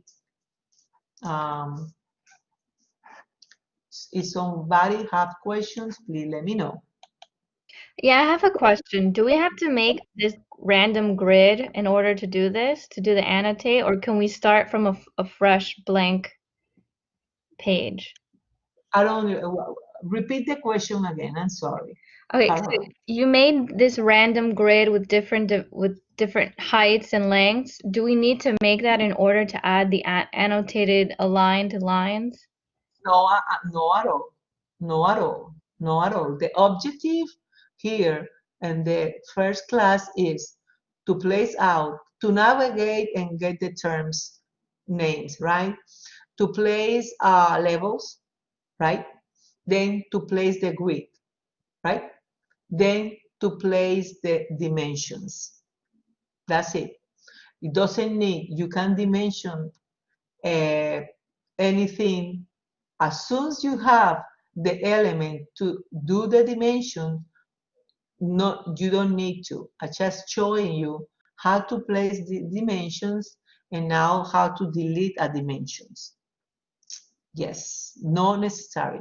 The grid, yes. Obviously, if you are working in a project and you have grids, yes, you need to, obviously, you need to grab, okay, the structural you are building or designing, it needs to be attached to something, right? The levels, so important, and this is a good question, by the way, because when you are placing a level, a wall or a column, you don't want to place that wall from level 1 to unconnected. Don't do that. Or you want to place a column from level 1 to, it asks you from where to where you want to go. You need to be tied to something when you're building in order for manage. Let's say that the owner changed his mind and said, oh, I don't want that grid, that dimension. Let's say I want 10 feet less, 10 feet. Oh, I don't want that level because let's say that you have a parking lot levels and there is no headroom for, according to the Florida code, for you to have a car go or traffic. Then what is the better way? You have your levels done, that's it. You modify your levels and everybody move along. Did that answer your question, Carolina? Yes, thank you. No, this is only a purpose. What is the objective? To learn to place the levels, to learn. That's the first things you do. One of the first things you do. The levels, the height, and grid. The grid for the structural. If you have a structural, yes. Okay? And the dimensions. Okay? Any question on the dimensions layout? Okay, now look at this part. Let's say that we have these 4 dimensions, right? This what is called in AutoCAD straight lines, right? Let's say that for some reason, which is I don't think so it's going to happen, but for some reason I'm going to remove this dimension between the grid 2, grid 3, right? 20 feet 4 inches or whatever you have there, right? From grid 2 to grid 3, I want to remove this exactly, right? Don't do it. Let me show you. If I'm going to select and I'm going to delete only that, look what happened. It's not like an AutoCAD, let's put it that way. I'm going to undo. No, I want to delete only this dimension. Okay. In Revit, there is something that you are going to get familiar, okay? Get familiar how? Let me see. Okay, on your keyboard, you locate TAV, the tab key, TAV, right? Locate it. And Revit, the mechanism using the cursor like I'm doing now, hover, delicate on that dimension line that I want to delete. I just hover and press down my tab on my keyboard. Is useful not only here, but placing curtain panels, placing curtain panels doors, selecting a pin element that you want to modify. Later on, I'm going to give you those tips, okay? But keep in mind, in Revit, in the model, in the project environment, the mechanism between use the cursor, like I'm hover now and pressing down my tab is useful. Also, is different. This mechanism when you are on the family editor. Later on, we're going to see it. Maybe not today, but in the next class, because I need you to learn how to do that as well. So hover on that dimension line that you want to delete and press down on your keyboard the tab key. See, like this. Make sure that you just have select only that line. You click now with your cursor that line and then you just delete it. I want you guys to do that. Okay, one more time. I haven't done anything. I haven't touched anything. Delicate. I'm going to hover on my dimension, the one I want to delete. I hover there. Then I come to my keyboard and I press down the tab key. That's it. Click on that once I make sure you select that line and delete it. Any question on that? I want you to learn that today, please. Okay. Hover on my dimension line, go on your keyboard, press down the tab key. Once you make sure that is only that line, you may remove your finger from the tab. Okay, don't keep it because it's going to do something I see. No, just press delegate on that line, then press down tab and click, and you may delete it, right? Or right click. Remember, right click. It gives you you look the menu delete, undo. Okay. Give me 1 second, and I apologize. 1 second to accommodate Denzel because he's nervous now. And I have 1 dog and 7 cats. So give me 1 second. Denzel is nervous, and I'm coming back right away. Come, come, Denzel.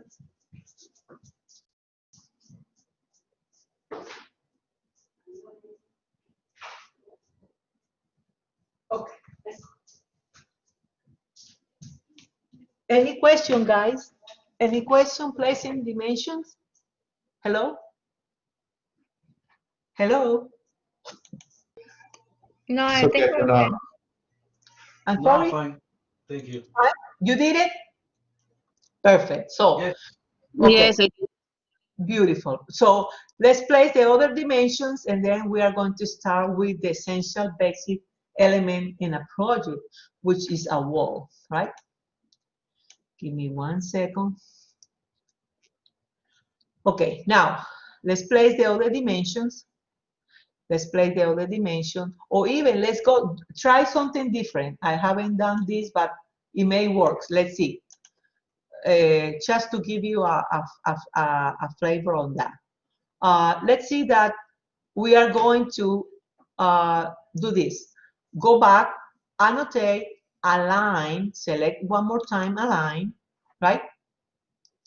Then select the first grid, which is on the A, or the upper, on the upper horizontal grid. Click on it, continue to the next, and that's it. I don't want you to go to the last one. That's it. That's only for a dimension line that you just dimension. Cancel, cancel, right? We have so far so good there, right?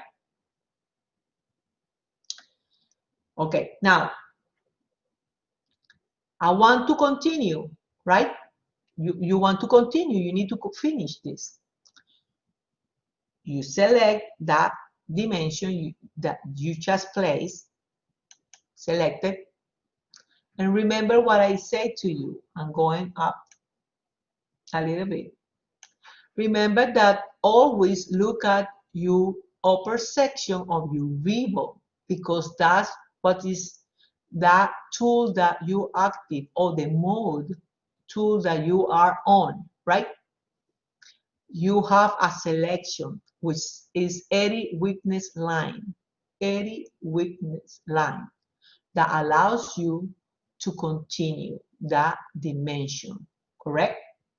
So you click on it, and I know it's kind of, I don't know, with the monitor, you click on it, and you are going to click on the next grid, and then you finalize your dimension. Capiche? You got it, guys? Everybody got it? Yes. Perfect. Okay. Now, let's try something I haven't tried on this particular layout with the grids, because that will be later on for the commercial, but let's see something. Now, go back to the ribbon, locate, annotate, tab, select align, right? Select align. You notice that the ribbon line, you see the ribbon line? You notice that you have something, it says pick individual reference. Individual reference. You see that?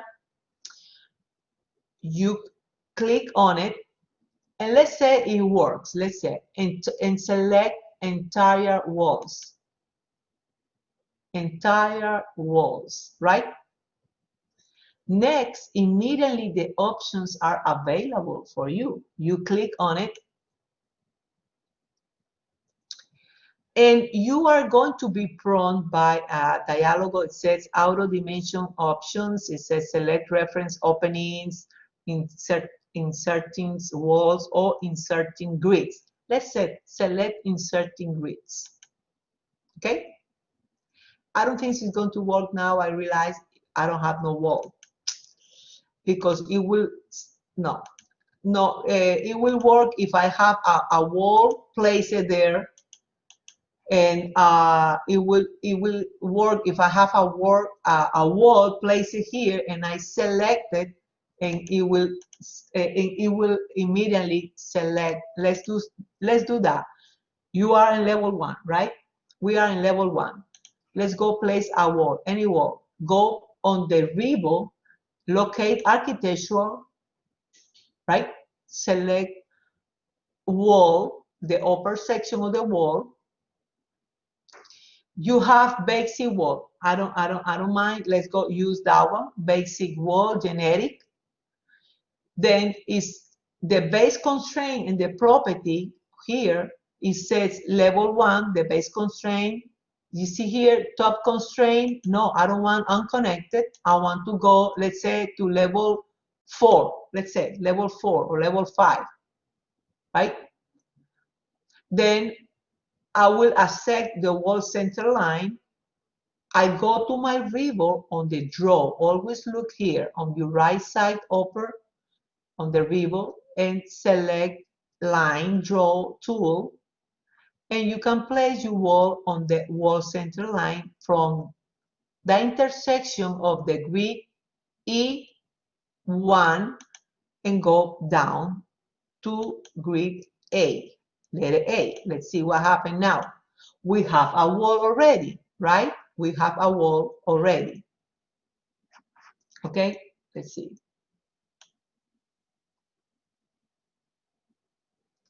We have a wall already. Okay, now let's see. You go in, annotate, right? Annotate. Then you are going to select align, right? Align. Then you are going to, you have entire walls. You check, double check, inserting grid. You say, okay. and then you just select your wall, and see, I'm having my grid already. I don't need to go one by one. Cancel, cancel, and that's it. That's another way for you to create the grid, the dimensions from that element, from that wall, using your grids, okay? But that needs to be with the wall present there, okay?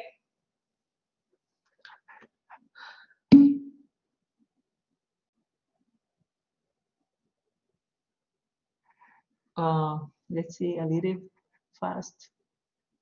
You know that you are, I cannot see here. Let me see something, because previous panels. Okay, now, yes. A little less fast. I have to change the windows to do that. Okay, I'm going to repeat. I'm going to repeat one more time, okay? Okay, so let's do this. I'm going to erase this, the dimensions, all these dimensions. I'm going to delete it. We are here. Okay. Okay, Rosa. Okay, so you place your wall. Do you have the wall already done? Hello, Rosa? No, no, I placed a dimension, but the wall I couldn't place it. Okay. Because when you say what to do, I have to change the windows, and when I came back, I lost something. I'll wait for you. Okay, you are on level 1, right? Hello? Right, right. Okay, on level 1. Okay, now you go on the ribbon. On the ribbon, you go and look for architectural tab, right?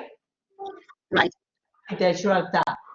In architectural tab, you select the wall, the upper section. You see, this is the split tool. You select the upper section, wall, click on it, right? Okay. Okay, now select by default whatever wall is offering you there.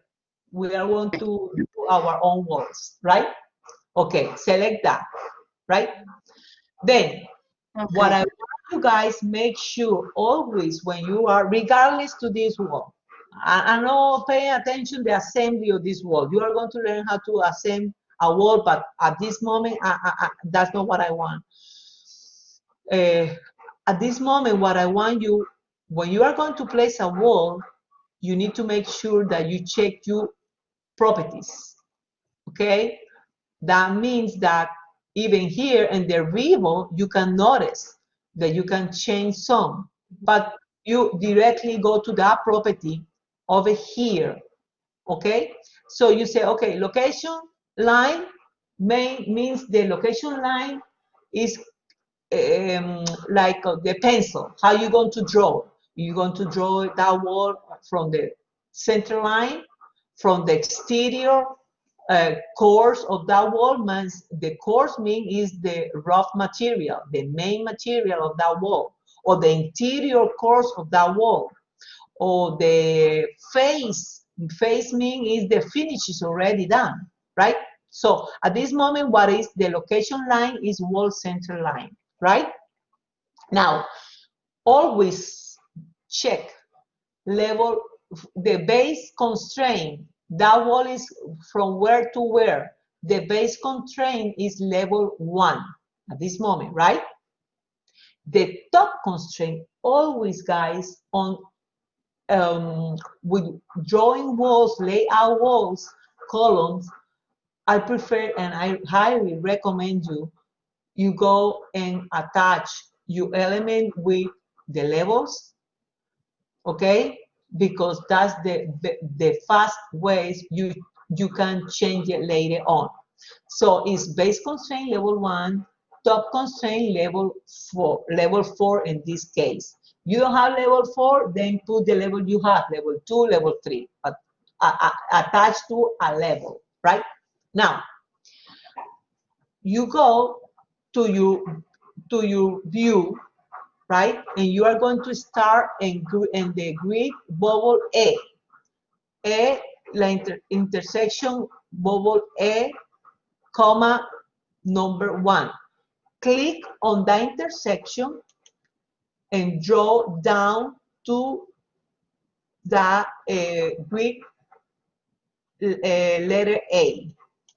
Cancel twice or modify. You can escape, you can modify on your upper section, upper left section.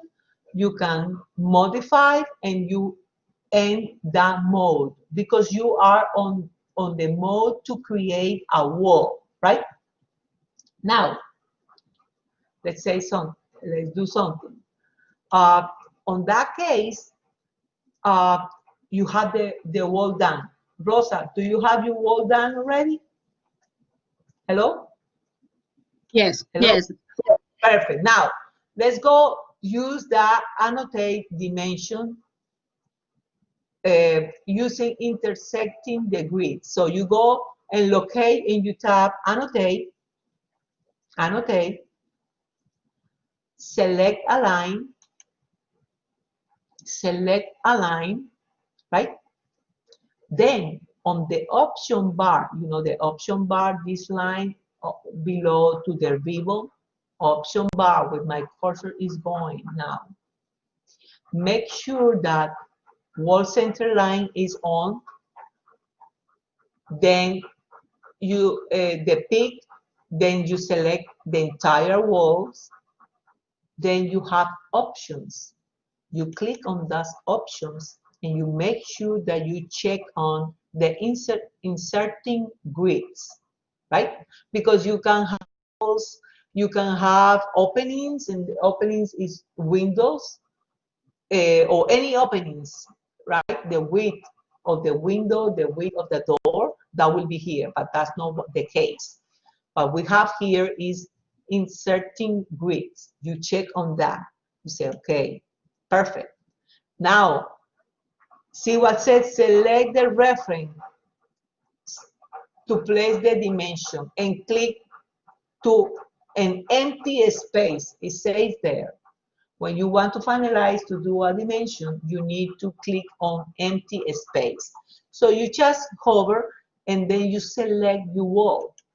Then immediately your dimensions come and then you place an empty space. And you have your dimension done in one shot. The dimensions that are intersecting the wall through the grid lines. Then you can come to modify twice because you are on the dimension mode, and that's it. Okay, Rosa, you did it? Hello? Yes, I did it. Perfect. Now, okay, give me 1 second. Okay, you guys want 10 minutes? I mean, I can be here. I have my coffee here. You want 10 minutes to go to the restroom, or you want to drink something, or shall we continue? Shall we continue? Okay, it looks that yes. Okay, now, so far so good. Now, let's do something. Okay, I want you to do a selection. Let's go do a selection on this. You want to save this? You may save it. Okay, I'm not going to save it, but if for those that you want save it easily, we can go ahead, you know, file, right? Go to the ribbon next to save as. See here, file, save as. Save as a family or as a project? It's a project, right? Project, click on it. Then you save it where you want to do it, where you want to locate it. I'm going to locate it on Miami-Dade, right? You locate it where you need to locate the drawing, okay? For you to go back and check or review, okay? I'm going to, because at this moment we don't have anything. We have only the name, project 1. That's it. You need to, okay, for this name, to save this, let's say I'm going to put MDC. I'm going to give you, I'm going to give you a tip of on this, and I want to learn this. MDC. This version that I'm using is Revit 2020, right? I recommend you that you put the version of that project is being done. For you, safety, for the safety of the project, if someone in your office come back and doesn't know, oh, what is the version do you use, because we have 3 versions here, then you are going to place the name of the project, this case MDC dash line, and you put R as in Revit, only R 20. The version is 2021, you put R21. See? No, but I have this version 18 or 19. I'm going to put R19. So somebody comes and say, what is the version you use on that project? And you don't remember, oh, look at the name. The name has the version, right? So have that, be consistent on that, have that as a, you know, as a standard for you to have on your project. In this case, I know it's 2020. I'm going to put NDC dash line R20. So I know this project was done with the version 2020, right? And then I place save. And then I know the name, it will appear here on the upper part, middle, it says MDC R20 floor plan level 1, because I am on the level 1. The name is this, MDC, but what is the view I am on? Level 1. Okay, so keep that on mind, right? Let me show you something. Let's say that by mistake, and that happened long time ago to myself. That's what, you know, the experience. Okay, I don't know, by mistake. Don't ask me how was that. Long ago, one of the elevation was gone. Let's say this. See, it didn't appear. That was one of the first version. I don't have the elevation, and that will be the east elevation. How can I go and have my elevation back, right? That happened. That could happen to us. So easily, no problem. What I did, what you need to know is this. Anytime I'm going to create elevation, a section, a floor plan, call out, a sheet, where I go? I told you, go to view, right? Go to view, then you will find whatever you need to do there. One of the things that you find is the elevations. Click on it, right? Elevation, no framing elevation, right? No, elevation. You click on it, and then you place your elevation, right? Cancel, cancel twice. But see, the elevation, it will come with a different name because already was done the east elevation. That's no problem. You know that is the east elevation that we lost. So you come to your project browser, you hover, right click, always right click give you a menu, guys, always. One of the menu it gave me is rename, and then you just put, and this is very also one of the things I want you know, and I want to emphasize, make emphasis. Anytime in Revit you are going to write down something, see how the program start with uppercase letters, lowercase, and so on. The same way. Why? Why you insist on that, Luz? Well, because when you are going to do formulas, when you're going to create parameters or all those, you will see the program has that uppercase, lowercase, uppercase for the formulas. When you create formulas, if you miss and you put instead a lowercase, you put uppercase, then it's not going to allow you because it's so sensitive. So be aware of that. So here we are going to enter east for the east elevation. That's it. So I have my east elevation, but nothing happened, right? Keep that in mind. Now, for some reason, that happened, guys. For some reason, this guy, property, I don't see my property. Where is my property? When I select this wall, I want to work on that property, give another height, whatever reason, I don't see it. Where I should go to recuperate my property? Dialogue. So always, where you go, you see on the river, on the right side upper, user interface. User interface. You see, guys, here, when you don't have the navigator bar, click on it, you will recuperate it. The project browser, that's another thing. If I miss my project browser here, right? But I go to my user interface, my project browser is coming back, I click one more time, my properties, I need my property, and you have other things that you may need it.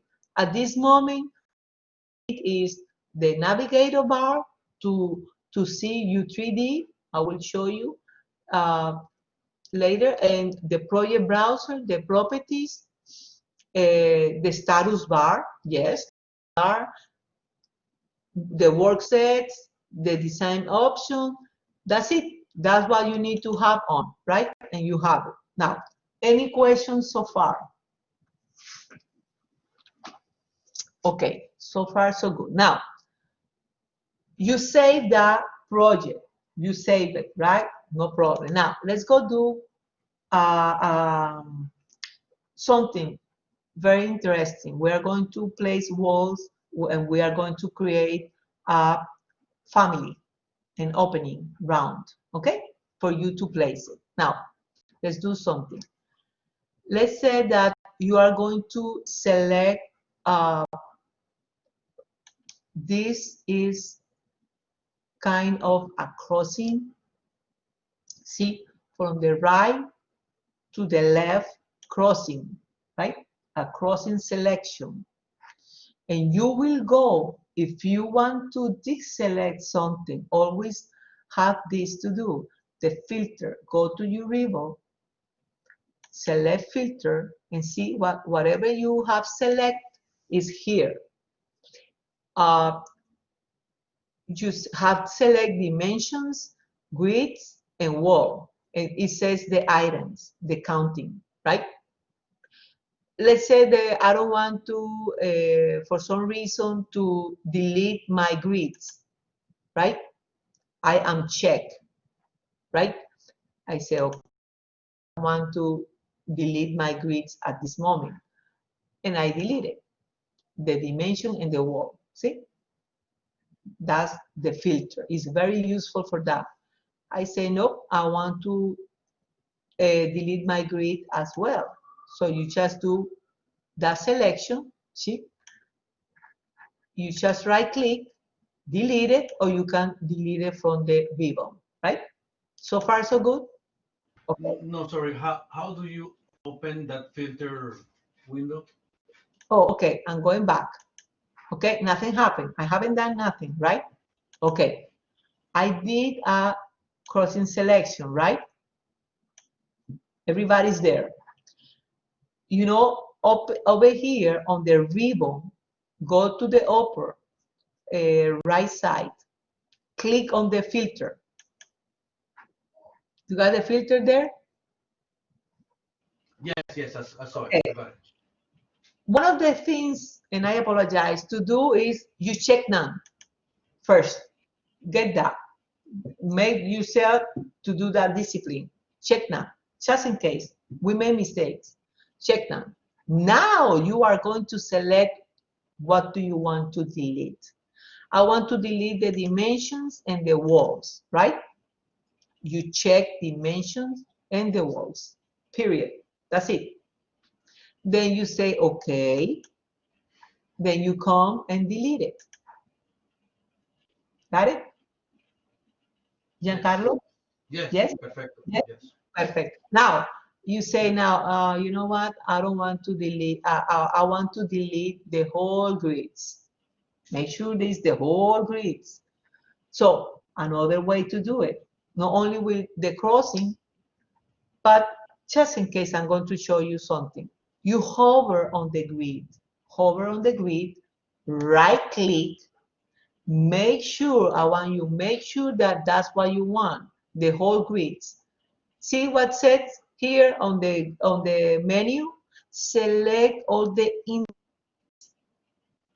where visible in the view. Yeah, could be. Yeah, and the entire project is going to be on the entire project. But you say no, visible in the view. Select all my grids. See, is there another way to do it? Then you delete it. Got it? Sí. And with the arrow of this. Okay, now let's go have some fun. Let me sip my coffee and let's have some fun. And I'm sorry for my dog. He's very nervous. It's raining. And he's kind of spoiled brat. Okay, now we are in level 1. I'm going back to south elevation, and we have the levels already. I haven't see that I didn't delete my levels. Okay. Okay. Now I'm going back to my level 1. Right. Let's do this exercise before we jump into the house. Okay. Now, being level 1, I'm going here and look for the architectural tab. Click on it. Right? So you notice that the wall tool has, you see WA, you can type WA in order if you want a shortcut. Now, you have the upper portion walls. One thing is here, it's the same. It takes you to the same. One thing is here, take you directly, or another thing is the lower portion over here. See, architectural, wall structural, wall by face. That will be with massing, guys. That will be with massing.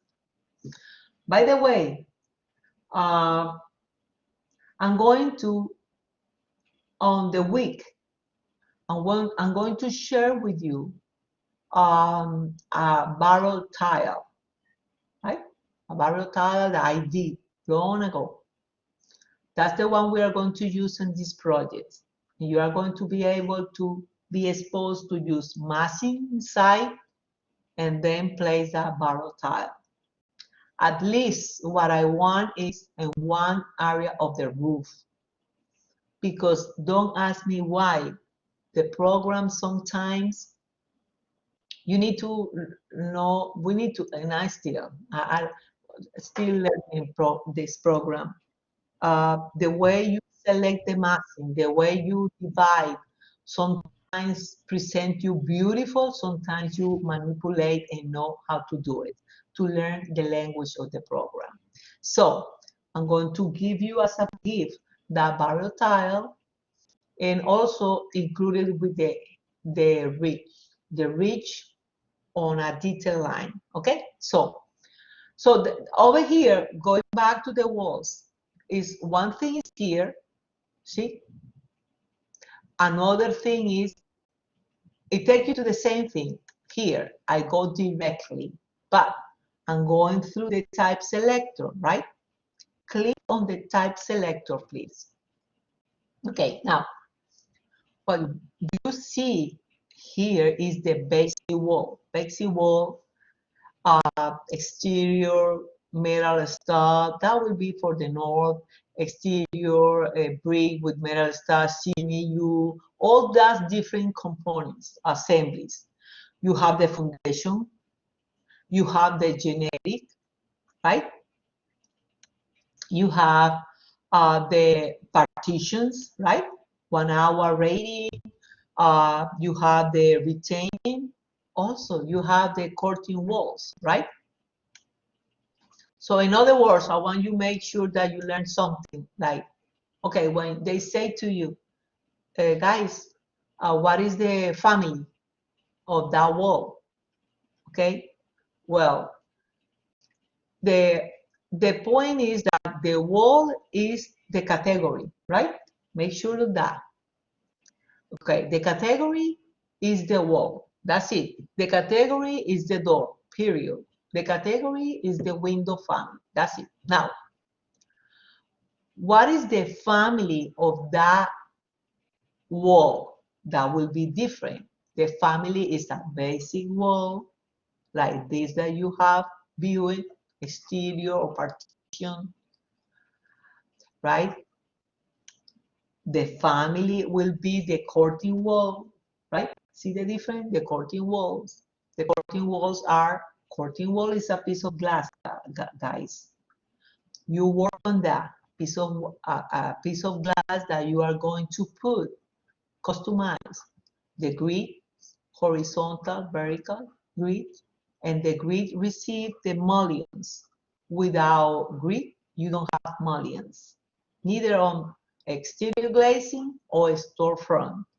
What is the difference between curtain walls and the exterior glazing? They generically, they call, exterior curtain walls, yes.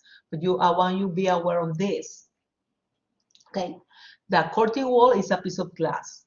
The exterior glazing is a piece of glass but comes with grids. See, you can manipulate those grids, but comes with grids, right?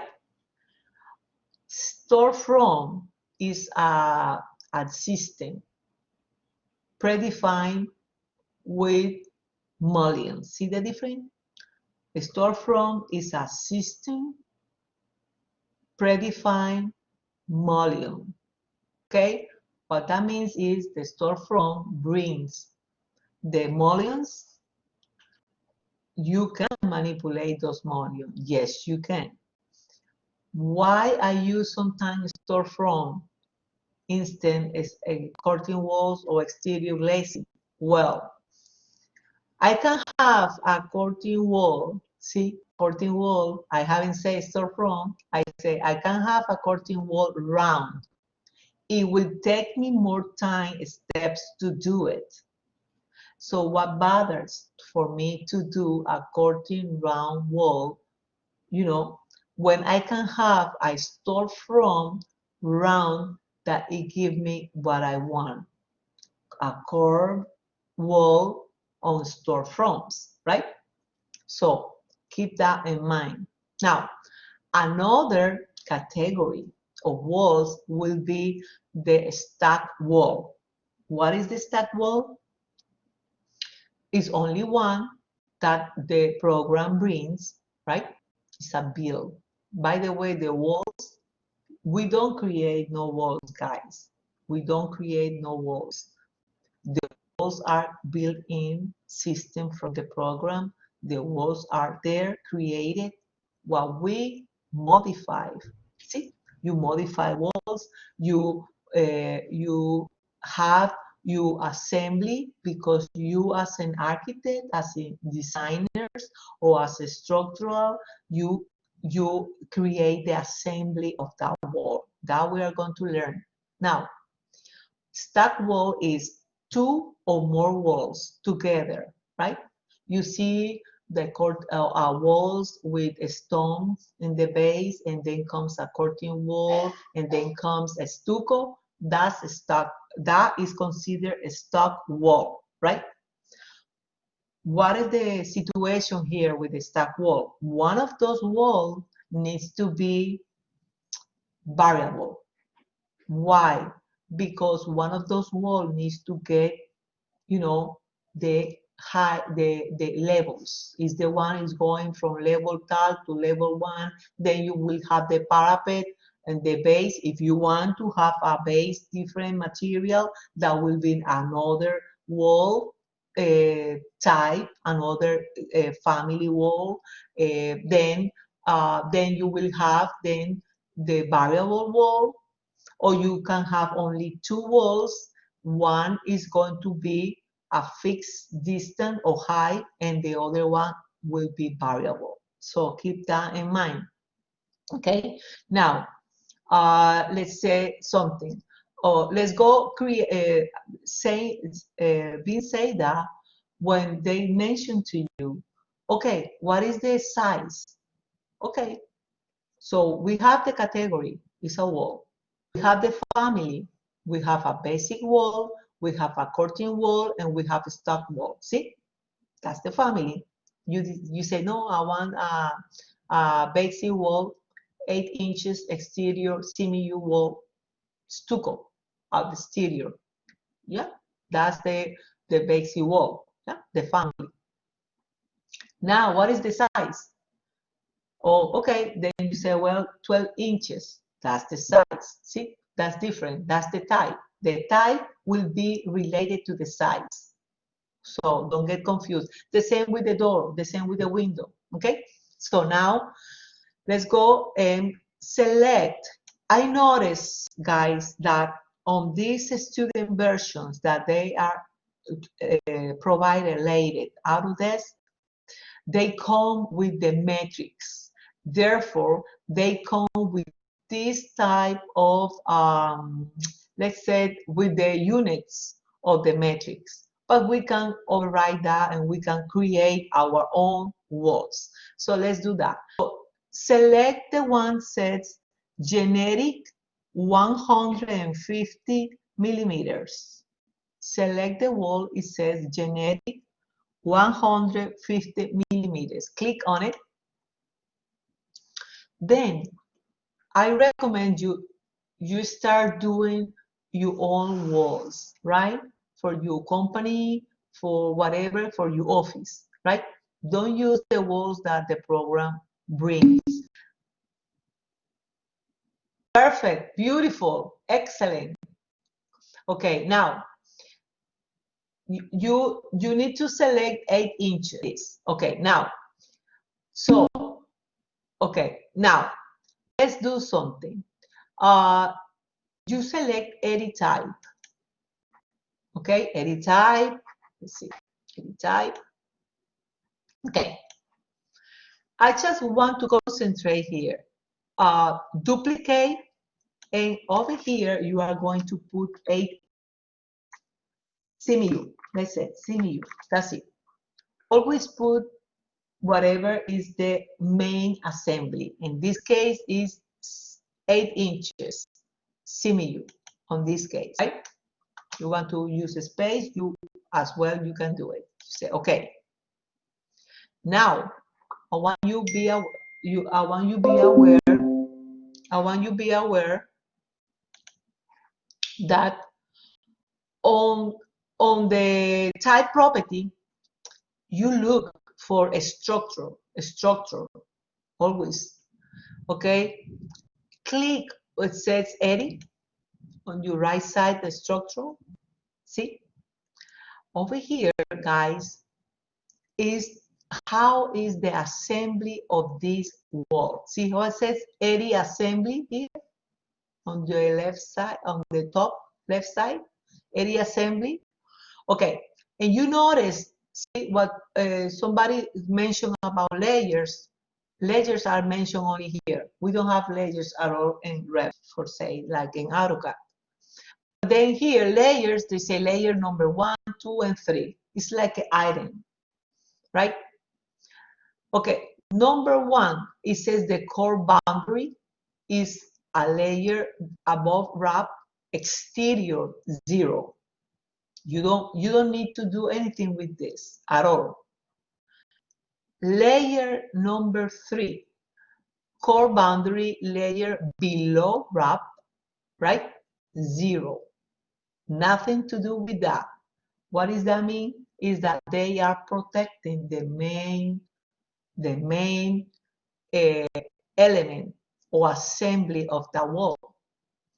Okay, they protecting the baby, they protecting the structural. If you notice here, a structural material is checked on, right? So what you're going to have in mind is that if you locate material, with say structural and brackets number 1, when you see that bracket number 1 with the number 1, you know that's the main element of that wall. See, that's the main component of that wall. But that element needs a material, right? So you click with says material, click on it. I'm not going to get crazy on this now because you are going to do your own wall, right? Just over here, just the appearance, the graphics. Let's not bother with this at this moment. We are going back to this. This is going to be, let's see, select, I'm sorry, go back and select over here a CMU. Let's say CMU, if it's available. Yes, you see concrete masonry units. Concrete masonry units is the only thing I want to select. You search by write it down, ZMU. Concrete masonry units, you say okay. That's it. See what says thickness? You need to have a thickness, otherwise the program is not going to allow you to do anything or to do anything. So you're going to put 8 inches. That's it. It's all what I want. 8 inches, right? We are going to navigate this later. You need to learn to navigate over here. Say okay, okay, and that's it. No?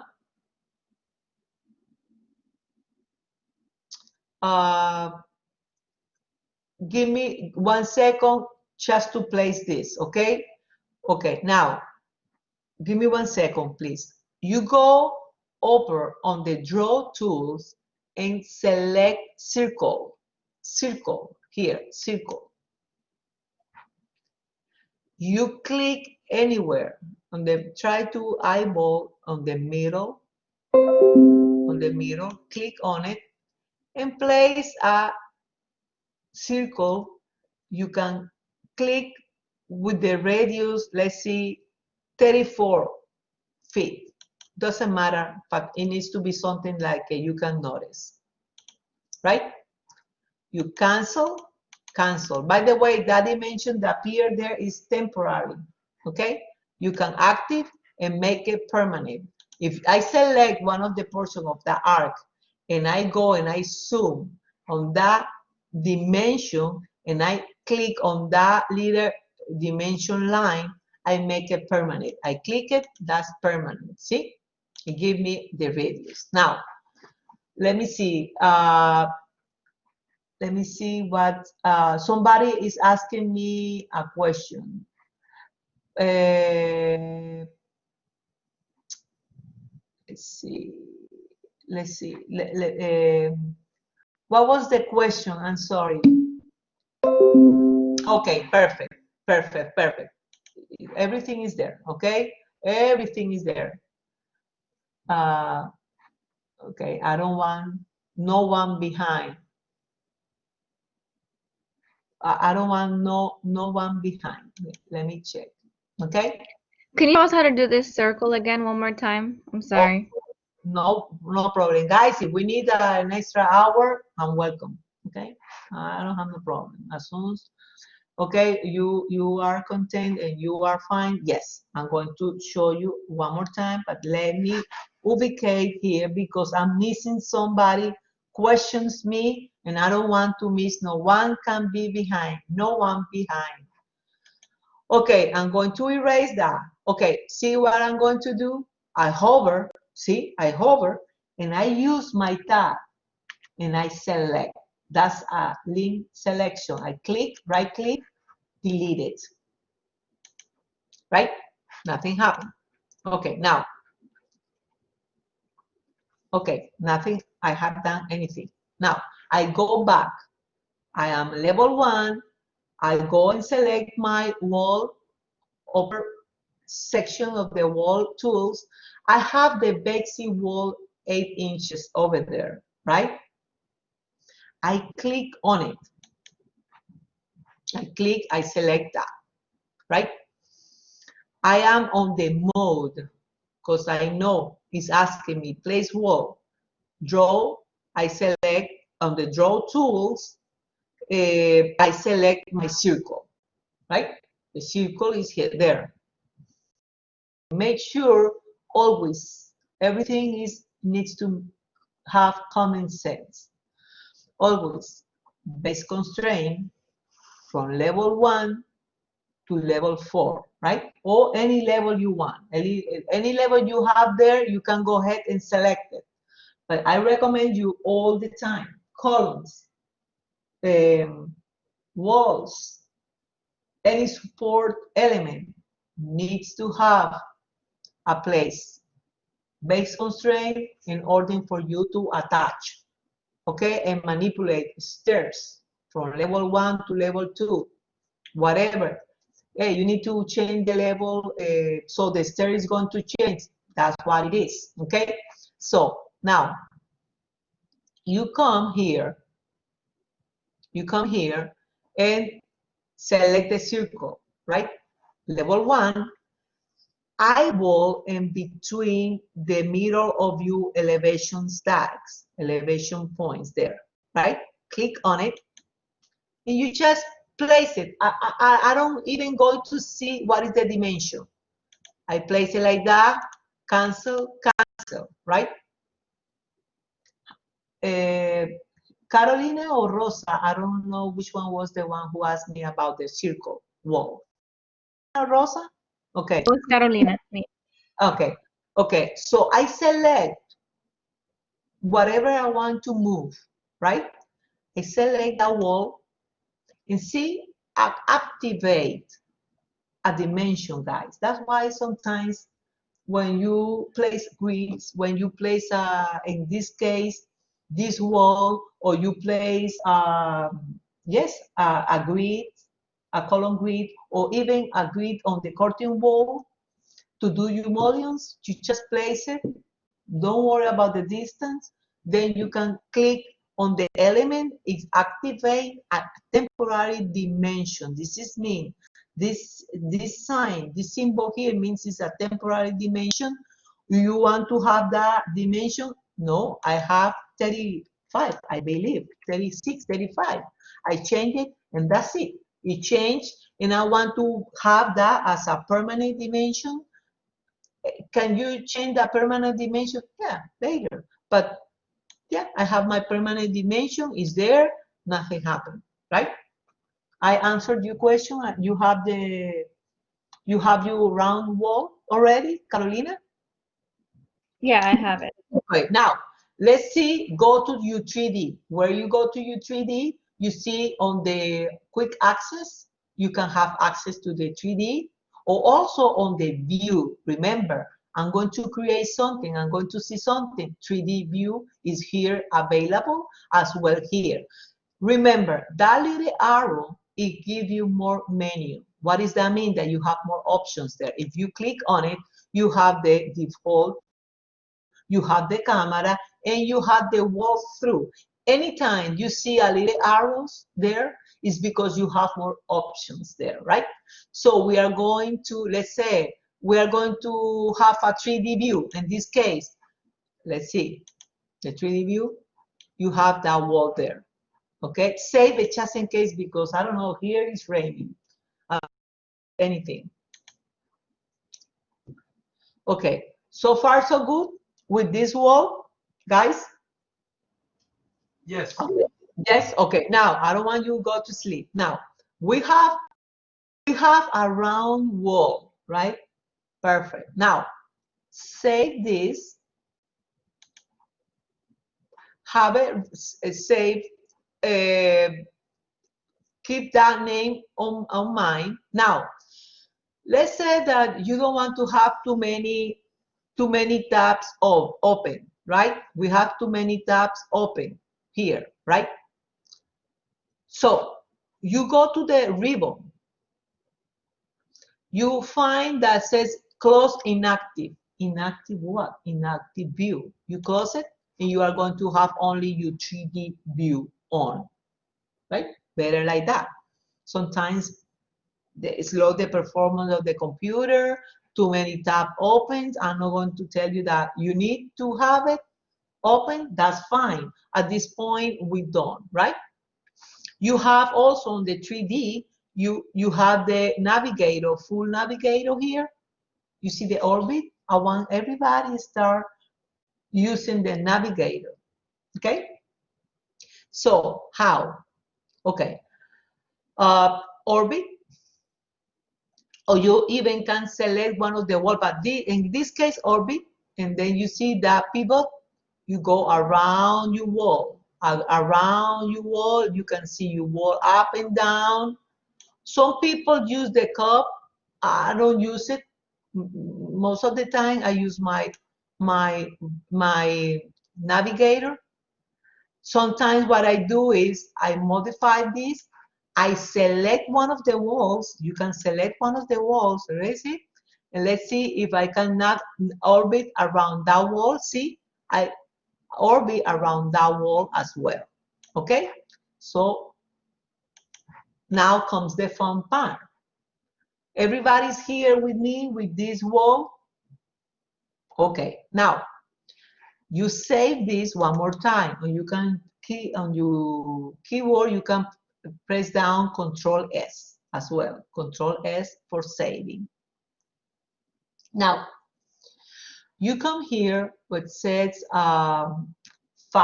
This is very important. I don't know, are you able to see file? Because I see it here on the other screen, the Blackboard tools. Okay, file, go to file. In file, what I need you do is go to open what? I'm sorry, a new, I'm sorry, file, new what?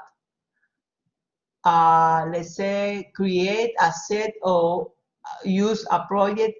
We are going to go and create around opening. So it's a new, let's see, family or the template. Perfect. Okay. Is everybody here with me? Okay. See, we have metric. I don't want that, right? I don't want that. You're able even to look for the library here, but I want you click on the English. We said English. You go to the file templates. See, file templates, and you locate English I believe is that, but has the template. That's the template, guys, that you need to be using. For Imperial, we are in America, United States of America, we use Imperial, feet, inches. Okay, metric will be for Spain, Actually, England. the rest of the world. The rest of the world, that's correct. Colombia also, all the rest of the world, but we are in United States. You're right. So I want to make sure that you use the imperial, I'm sorry. Oh, okay, over here, what I want to explain is this. Okay, I'm going to close this a little bit. Okay. When I'm going to create an opening, or I'm going to create a family, let's say that I'm going to create a family, right? Perfect. I need to know exactly the template I'm going to be using. It's very crucial to know. If I'm going to create an equipment, let's say, I need to go to the template to create an equipment, right? I cannot go to a casework when I'm going to create an equipment, but there is a but always.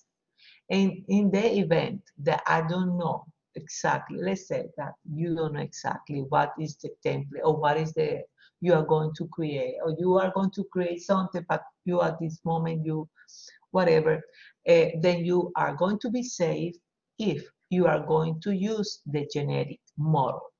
You are going to be 100% safe using generic model. Why? Generic model, right? The generic model is this, right? Why, Luz? Why you say that? Well, because put it this way, is you are a project, hospitals project, that needs to have a Pixie. You know, Pixie is an equipment, but it's wall mounted. See, it's wall mounted. It's not floor mounted. It's better to go generic model. You create your Pixie, you create whatever family, and you can manipulate and host it on the wall or place it on the floor. But if you are going to create something, ceiling fan, but that ceiling fan needs to have a base. See how you identify that? Every time that you see case wall base, it means that this wall base means that it needs to be hosted. That immediately said, oh, it needs to be hosted on a wall. Case wall base means maybe it's an upper cabinet, right? Not even on a floor, it's an upper cabinet hosted on a wall. When I see this curtain panel partner base, see, this is used on the roof tile, Okay? It's based on a roof, it's based on something. As well, like electrical feature wall base, every time you see base, ojo, this generic model floor base, you cannot put these guys on a wall base. It needs to be on the floor, no matter what, okay? A ceiling, believe me, on the ceiling, okay? You may need to create a little ceiling in order for that ceiling fan or whatever equipment be hosted there, and so on. Now, in this case, we are going to host that opening, right? It's a round opening. We are going to base that in a wall. You can guys tell me, well, Luz, we need to a model wall base. Yes, that could be. But in this case, I know could be this or could be, let's see, generic adapted is going to be this. Generic model face base. This is the one we need to do the round opening exercise for you to know what is the instant and what is a parameter, okay, a family. What is an instant parameter and what is a type parameter, okay? So click on the generic model face base, please. Generic model face base, imperial. Click on it. Open it. Okay, beautiful. Now, I don't mind the scale. I don't mind nothing on the view control. You see the view control on the upper here? I don't mind that. What I'm going to be working here and what I need to also, I recommend you, and see the environment. This is very important, guys. It's very different from a project. You see the quick access, that's fine. You have it on the project environment. This is a family editor, right? Okay, a Revit family. But you see the tabs, not many like you have on the project environment. So you have family, create, insert, annotate, view, manage, add lines, modify, right? You have less tabs. Okay, now you have on create, of course, you have the 5 basic forms: extrusion, blend, revolve, sweep, sweep blend, as well the void forms. If you click void extrusion, void blend, void revolve, void sweep, and void sweep blend. Okay, all these 5 solid as well, all those 5 as a void. Okay, form. Now you have monoline components. What this component letters in 3D and all those components here for connections. What I'm trying to tell you here is we are on the family editor, and that means that I cannot bring a project here, right? I can bring this to a project, but not a project here. But what I can bring here is another component, right? If you click here, you'll be able to bring, let's say, I'm not going to do it. I'm not going to load anything, only to do the void opening. My point here is that I can bring a hardware. I can bring another family, family to family, apples to apples, right? I can bring it here. I need it. I'm doing a caseboard, but it needs something that I saw another caseboard has, then I can bring that caseboard and component here and do my family over here. Now, we are going to do a round opening, void. But I want also to have that in 3D. I go to the little house. You can go to the little house on the upper section, little house. Then you are going also to go to the view. One more time to the view, and you are going to click on tiles view. I'm going to only to have this. I'm going to put away. I'm not going to erase this. Let me the other. Okay, got it. What I want is to have this guy, the 3D, this 3D over here. I want to have,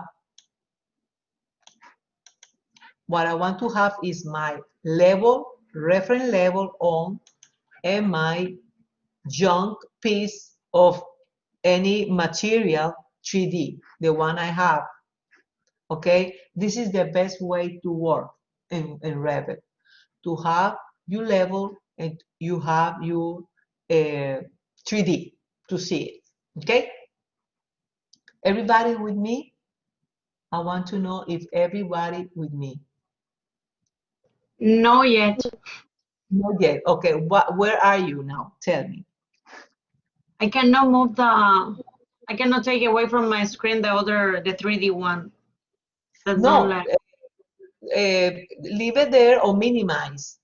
okay. Leave it there or minimize. See, I leave it there. I leave it there. I mean, because if you close, it means that you are going out, and I need you have it there. You Yeah, can I have already did it. I got it. okay, so you can have it like this, and this is one of the see, I have it there. See, it's no bother me. This is one of the advanced of the latest versions that you can have, and even I can remove this and put on the next monitor. If you have to monitor, guys, try to get 2 monitors, definitely.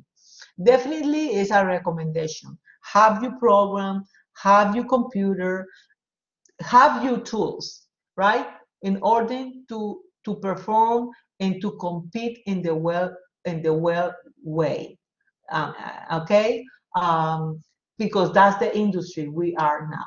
We need to, in the good way, to have our good computer, desktop, okay, the laptop, desktop, and have you, if it's possible, 2 monitors, okay? So you have 2 projects, or you have 1 project, you have one of the view of the same project, the latest version allow you to move to the other monitor, so you can work, because this program is too many things to have that happen at the same time, that you need to be able to navigate and to see what you're doing. Okay, so I recommend you are working on a 3D, creating this opening round. You are with your 3D and you are with your level. Now Over here, you go back on the tab, it says create, right? So, let me go here un poquito acá. Okay, just in case. Okay, now. And create, you select what says void form, you click on it, and you are going to click on void extrusion. Click on it, right? Void extrusion. And void extrusion, you notice that depth is 1 foot, you just leave it there. Chain, what is chain when you're doing a wall? Chain means is a consecutive, a sequence of that wall. You can continue creating the wall. You will notice later on you don't have no stop, like you do that segment of the wall, you stop, then you activate the tool again. No, it's continue. Offset, you know offset, we don't need offset. Radius, at this moment we don't need. So I have the view of that reference level here, waiting for me to do the void, the extrusion void. Now I locate my my draw tools and I select round, circle, right? Circle. Now, one of the things when you are doing family, when you are doing massing, always, guys, make sure that you know where are you, because that's in this case, we are going in reference level. We are here. See what says work plane, reference level. You know that you are there. But in the event that you are doing a family, you need to specify Revit. Hey, Revit, I'm here. So you reference. See, immediately says, hey, reference level. It shows you that you are there, right? And that's it. That's what you need to know. Okay, so you select on the draw, the circle, right? You go to this intersection of that reference level, you click on it, right? And then you just place that circle anywhere. You can modify the distance, right? You are on a mode. This mode, you don't do anything by, you are not going to interfere with anything but only with the magenta. It needs to be a closed loop, okay, in order for you to do the void extrusion, right? Now the depth is 1 foot. Sometimes could be changed. If it's not 1, is -1. If it's not black, it's white. So you will see and you will change it. So at this point, I say cancel, and I do finish. And you notice that that 1 foot depth went up, right? Then what do you need to do? You just come here or here on the option bar or on your property. You just click and put, if it's that the condition, guys, if that's the condition that you have, then you need to put -1 foot in order for go down. See, it goes down. Yes? Hi, Professor. Where is finish? I'm sorry? The finish one, when you see the like a 3D model, the other screen. I don't understand. I'm sorry. The what, Haley? I'm sorry. When you see the circle, the magenta one, then you saw in the right part like a 3D, like a. Oh, it's here. Oh, Yeah, the 3D is here, right? yeah. And, yeah, and do you put finish mode? No, that's what I want to know where is. Oh, okay, it's here. Look, Okay. it's here on the always look up over here on the modify. Okay, Yeah. and that's a good question. When you're doing these families, or you do a massing, a model in place, you are on a mode. The mode allows you, or you do it, or you don't do it. Is the check is you did. The X, if you select it, is you cancel. You have done anything. Yes, it should be there. Okay, you see it? Did you? No, No. no, Uh, yet. okay, let me go back and see. Let me see something. Let me see something. Okay. Let me select again edit extrusion.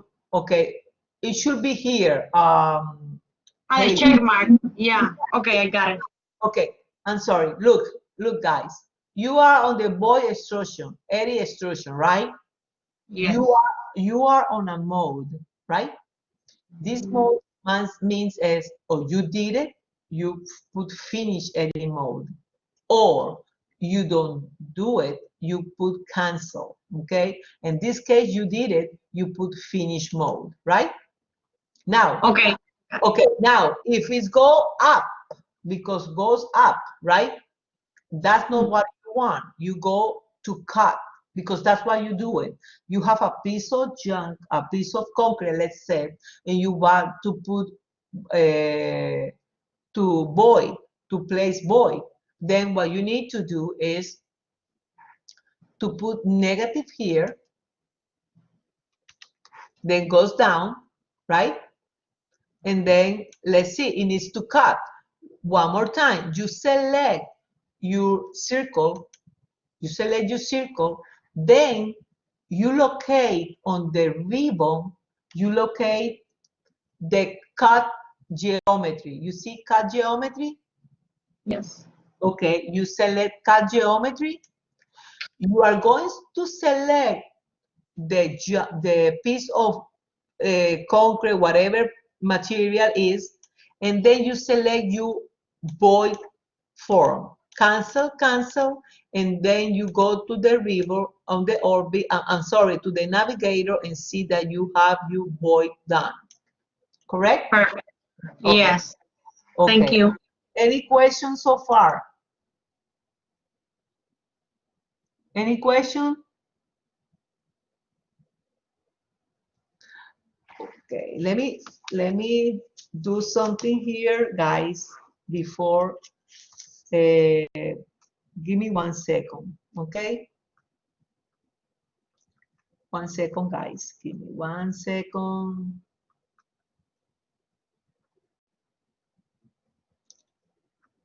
One second. Okay. I missed one of the students. She didn't put the program. Okay, now. Okay, now this I want you, I'm going to go slow. Okay, now I'm going to go slow for this. Okay.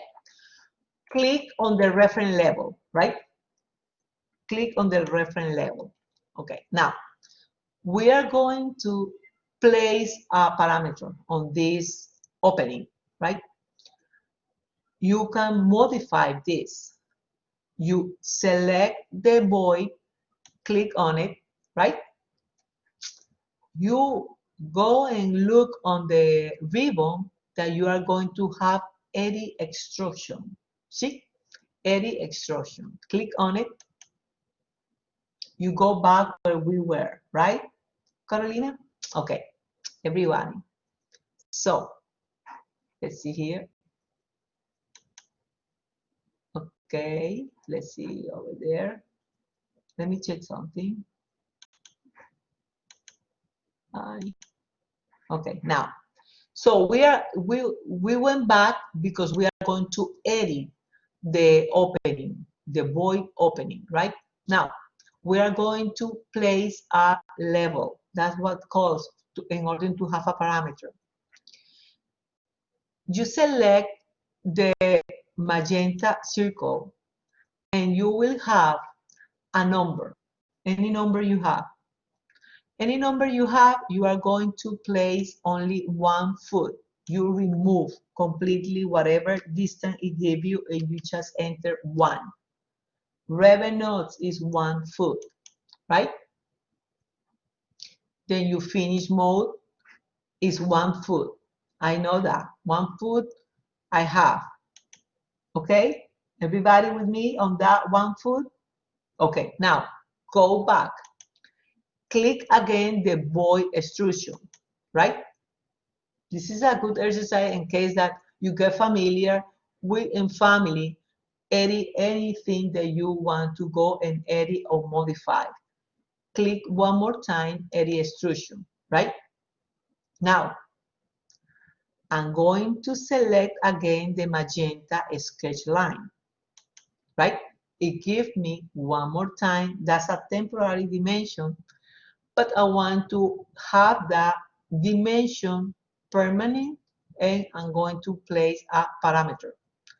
I place and I select, make this temporary dimension permanent. Click on it, right? And make it permanent, right? Perfect. Now, I'm going to select the dimension. See, select the dimension, guys. I want everybody select the dimensions. And I want also everybody notice on the right portion, right side, upper, that you are prompt with something say level. None, because we haven't created any level. Then you have like a little thing next to an icon. It says create a parameter. Click on it. See? You are prompt with the parameter properties, right? At this moment, it's a family parameter. Yes, we are not going to share that parameter. We are going to keep it type. Okay, type. That's the objective of this exercise. Type parameter. You are going to put here, let's say, width. W-I-D-T-H. Width. Right? See? Uppercase, lowercase. See how Revit names type, upper, lower, upper. That's the way, because in this way, these are parameters, and it could be later on, you create your own family, you create your own parameters, you create your formulas. That's the way Revit is going to look, okay? So, parameter data, name is the width, because it's the width. Discipline common, that everything is there, because it's a group parameter, is under what? It's a dimension, definitely. You just put that width and you say, okay. See? Now, when you see this, it says width equal, see? 1 foot, you know that you have a parameter term. Then you go here carefully in the ribbon, click on it, see, Carolina, that sometimes, and that happens, we need to be alert that, hey, I'm going to finish this. I'm still on the mode. I know I need to finish something. It's like, in order to do this, I went 2 steps in, 1 and 2. In order to go out and finalize with my arrow or my finish mode, I go back to a step out. 2 steps in to do it, to edit, to do whatever I did, and 2 steps going out.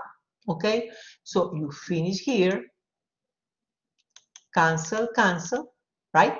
Then what you need to do is you come here, you see family types on the left upper and you ribbon, you click on it. Yes, good. Who doesn't have this? I want, before to proceed, who doesn't have this? You need to have default elevation 4 feet. That's okay. When you have dimension width 1 foot, who doesn't have this type? Everybody? Okay, now I'm not going to lock it. See, the formula will be here. I'm not going to lock it. Over here, we have tools in case that we want to modify. I'm not going to modify anything for now. I'm going to accept it, and I'm going to say, okay, right? Nothing happened. Now, I click here, and I say, hey, load into the project. No, you don't use load into a project and close it. No, you want to make sure that you come back. Load into the project. Well, if you have something that obviously you know that is a window, something that you don't need to come back, obviously you do this. But I know that we are coming back, okay, to create the instant parameter. So you use load into the project, okay, and then you click here, see, and you project. And see, guys, I want before be aware of this, because this is called the modified placement component. What does that mean? I know I have my component because I have it on my property view in here. But Revit is asking me, hey, where you want to put this? You want to put this on the work plane, which the work plane is the levels, right? The levels. Or place on the face. I say no, place on the face of my walls. I place it here and place it there and place it there, place it there. I want you place a few of those opening in your walls and cancel and cancel. And I want any question, if anyone is with me on this, please. I couldn't do that. Who is this? I'm sorry. Haley. Haley. Yeah. Haley, you are going to do it. Where are you now? Tell me. I'm seeing what you see on your left part, but I cannot make the holes. I cannot see the part that you do the holes. Okay, now. Okay, you have only this portion, right? The one. Yes. Okay, you don't have the whole. No. I have the hole there, but not on my right. I couldn't do the extrusion on the right. That you see on the right. Okay, I want you go click on that, and I want you have this, right? But you don't have the hole, right? I have the hole too, but the little holes on the 3D part on our project is what I cannot see. Oh, I couldn't do that. You have this hole here, right? You Yes. have. Yes. Yes. Okay. Perfect. Now I'm going back to here, right? Yeah. Okay. Yes. Go back to this. Go back to this. Go back. Okay. Okay. When you are here, make sure that you are on the family of your round opening. Make sure, right? Yes. Go and select the load into project. Load into project. Load into project. Okay. Click on it. Then, okay, since I know it's there, it's already downloaded, that's why I don't have the option. But if you don't have the option, Haley, you are going to go and look for architectural, right? Architectural, and then locate components. Locate components, okay? Place a component, select place a component, see? Yeah, Now what do you have on the properties where I'm coursing with my course now?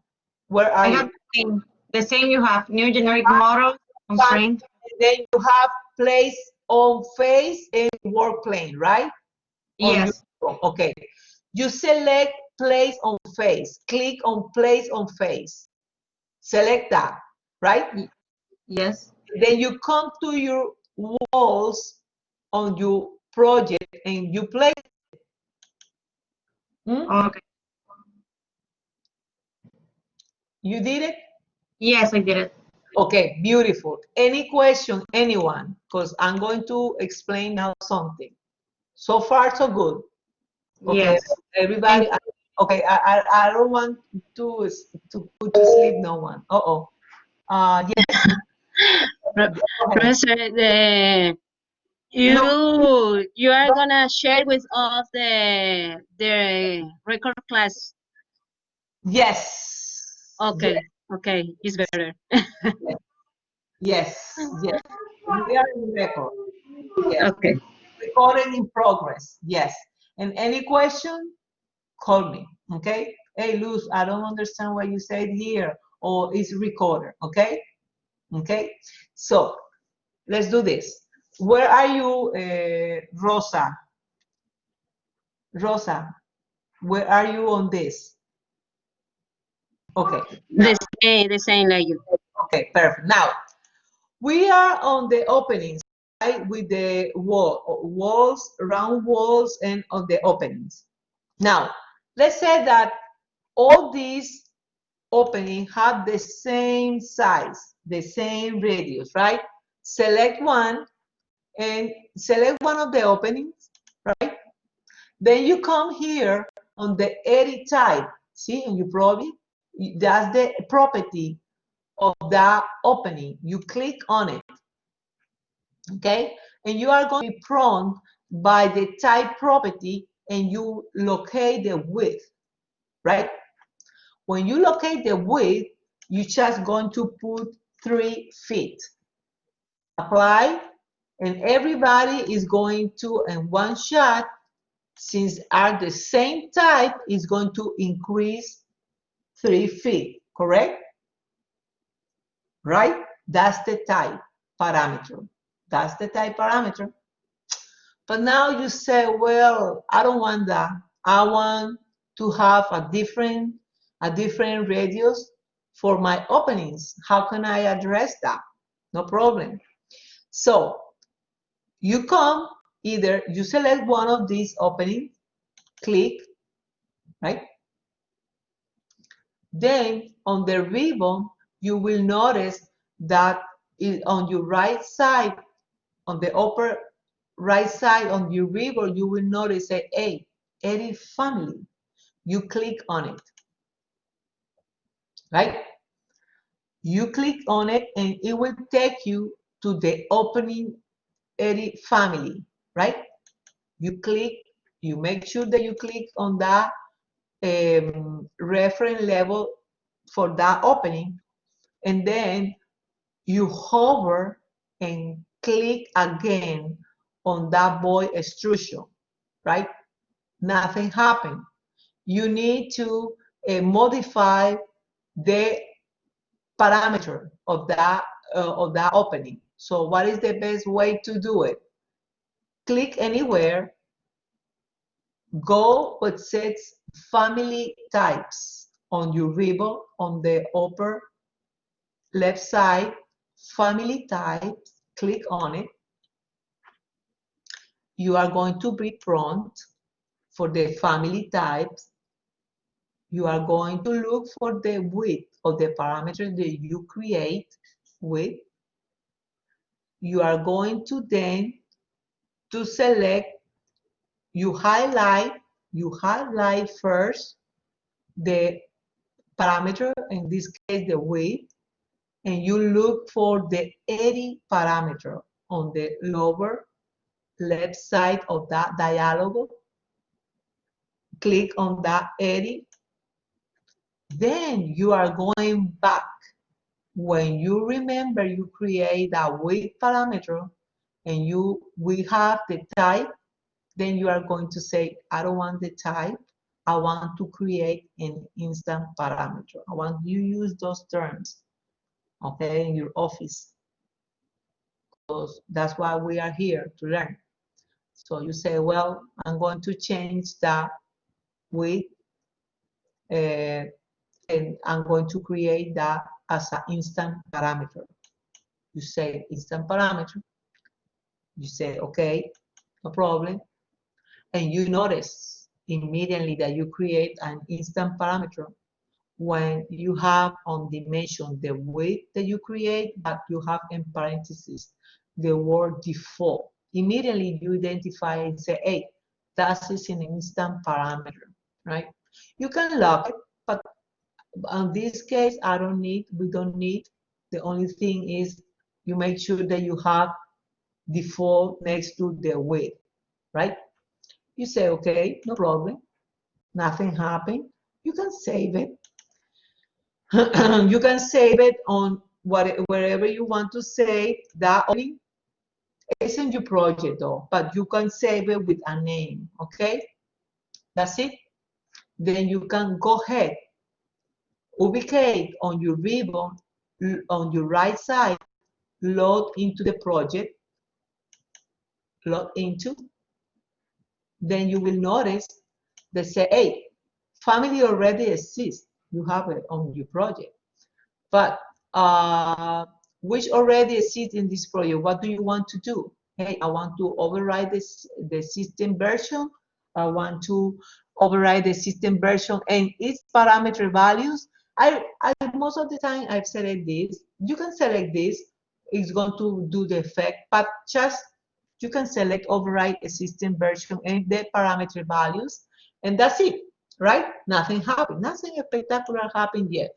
So you have that, you select one of the openings, right? You select one of the openings, you go into the edit type, and you notice it's 4 feet, right? The name is family 1. You can rename that, guys. You can rename that or duplicate. You can name that. You say, okay. But how about if you select another circle, opening, and then you go select it, you go again to the edit type, then you over here, you can change it to, let's say, 8 feet or any different dimension that you have. It doesn't show, let me see, 8 feet. It doesn't show the difference, maybe because the scale of the drawing is big. No, it doesn't show the difference. Let me see why it doesn't show the difference. 12, it should be show 12. This is an instant parameter. It should be, yeah. Okay, I have something wrong here. Okay, let me see, because it should change. It should change the dimensions. Rather, oh, I'm sorry, guys. I apologize. Select the opening in here. You don't need to go to the edit type. You don't need to go to the edit type. The edit type is the default elevations. You don't need to go there. If you want to change, just put 0, 0 or whatever. I'm sorry, I apologize. But you select your opening and you come here on the first part of the type property and you put 12 feet. Oh, it's too much. Or you can put, let's see, 8 feet or 6 feet is much better. Okay, I apologize. And then you can select the other ones. You can enter another value, let's say 4 feet.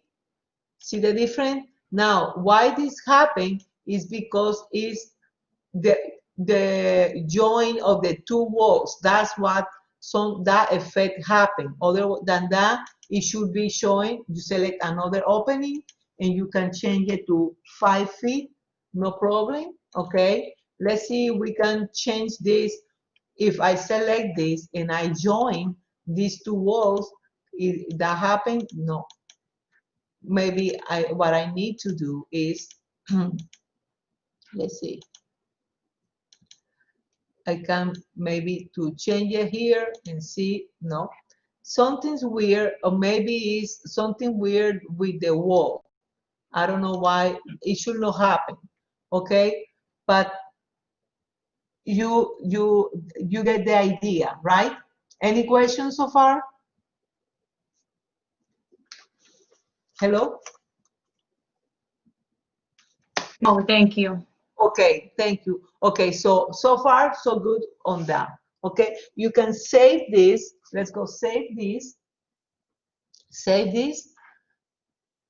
And we are going to start quickly with the first floor plan, at least something on that. Who can stay until 1:30? Who cannot stay until 1:30? We can stay here until 1:30. Yes. Okay, yes. Who? Haley? How about you, Rosa? Rosa, Carolina, Sorry, I cannot stay more time. Who is this? Rosa. Okay, Rosa, perfect. Okay. So how about Julio, Carlos? Okay, Julio, Eder, Carlos. No, I have to go Okay, soon. okay. And Gianco, I believe is Giancarlo, I don't know. Okay, Giancarlo, see, I have to leave soon.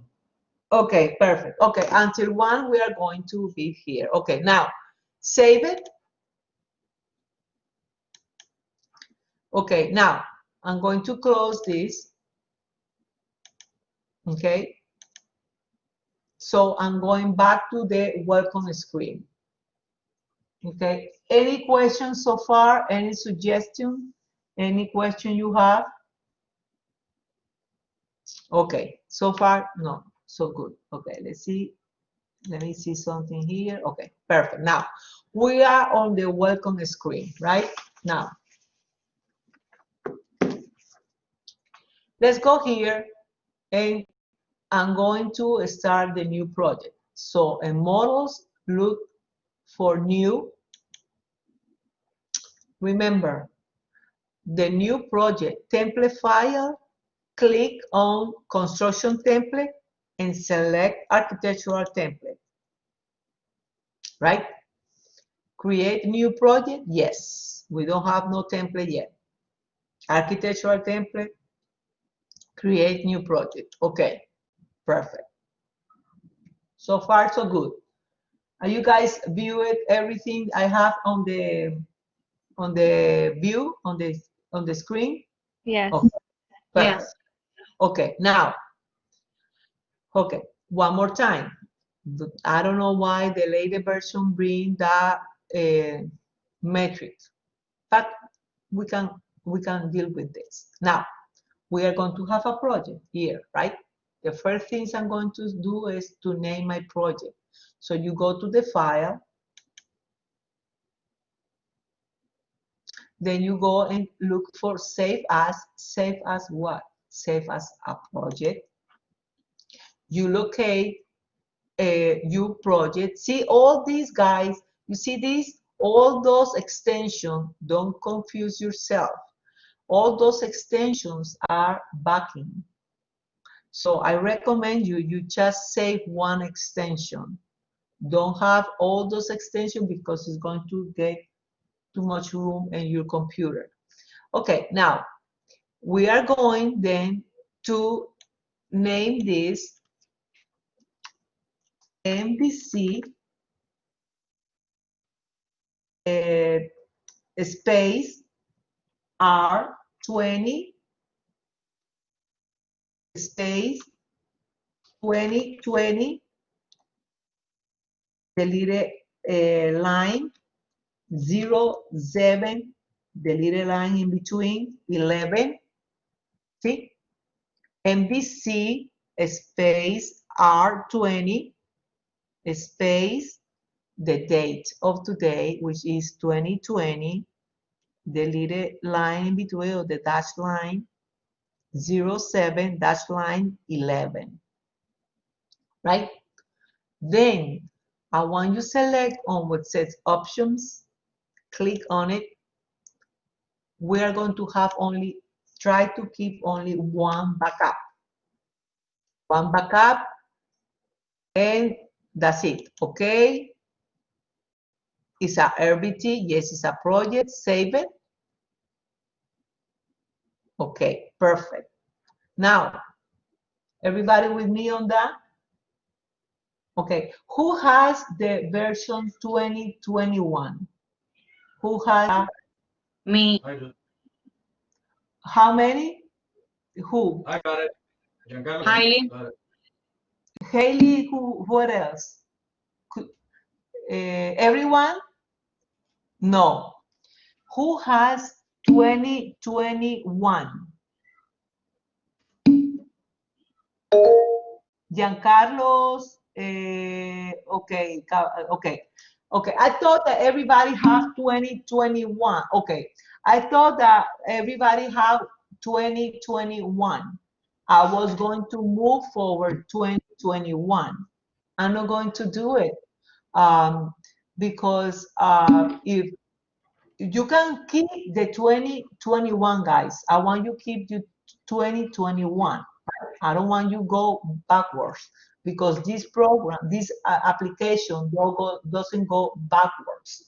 Means that if I go to 2021 and I want to share something with one of you that have the 21, I'm sorry, the 2020, you cannot do anything. So I'm going to keep mine lower. I rather to keep mine lower and you can have the 2021, right? Because the program doesn't go backwards. That's why I ask you, be consistent. Put your name, put the name of your project and put R, what is the version? 2021. Okay, so now I know I'm going to keep myself on 2020. But if I'm going to do something on the level 2, I'm going to and I'm going to confirm with you. I'm not going to do anything that doesn't go with you. I'm going to confirm with you. I'm going to 2020. Let me go back to that question, please, because I don't know why. Oh, I don't know why. I cannot see the other questions. Give me 1 second. I don't know why I cannot see the questions that you guys are asking me. Somebody's asking me, could you please repeat the question? Yes. Okay, not everyone, Haley, have 2021. Okay, so that's why I'm asking. No, everyone. So that's why I want to make sure that you guys. Perfect, no problem. No, because I am with 2020. Okay, let's go move on, and that's it. I'm going to maintain my own. I can open a 2017 project. Yes, you can. Yes, you can, definitely, because you have the latest version. But if that person doesn't have the 2020 version, cannot open the project once you open on 2020, right? Let's go, we are in the office and I have 2015. Let's say this project we are going to do is on version 2015, right?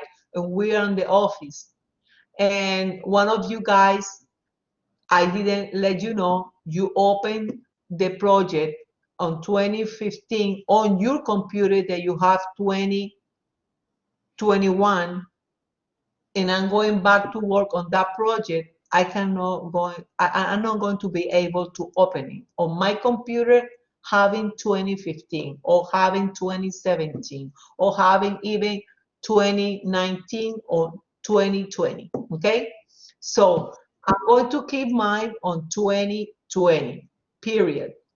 But yes, I recommend you guys, if you can, if later, not now, later, to have 2021.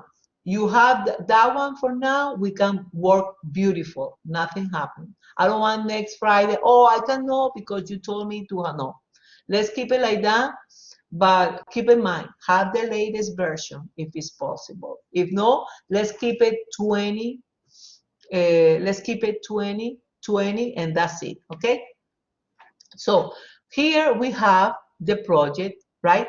Level 1, level 2. Now, I want you go to your project browser quickly, to the project browser, go to the project browser, hover what says site, right click, and I want you delete the site plan, only the site, okay? Only the site. Too much commercials here. Okay, got it? Okay, now I want you make sure that you go And what is the other things we need to change or verify? Units. I want you go and locate the tab manage. Manage project units. Okay, project units. And you are going to click with set length, set units, millimeters, click on it, feet and fractional inches. Feet and fractional inches, and leave it like that. Say, okay. Now, area, if you want to change it, yes, let's go change it because we are going to place tag, room tags with volume, with area, whatever. So click on area, square feet, okay, square feet, okay. For now, okay, change the volume if you want to be consistent. Let's go put cubic feet, say okay, and that's it for now. That's plenty enough. So we have the length on imperial, you know, feet, inches, area on square footage, and the volume on cubic feet. So far, so good, okay? Oh, sorry, I apologize. Slope. I want you to go with the slope because we are going to have our roof. Click on slope, next to slope.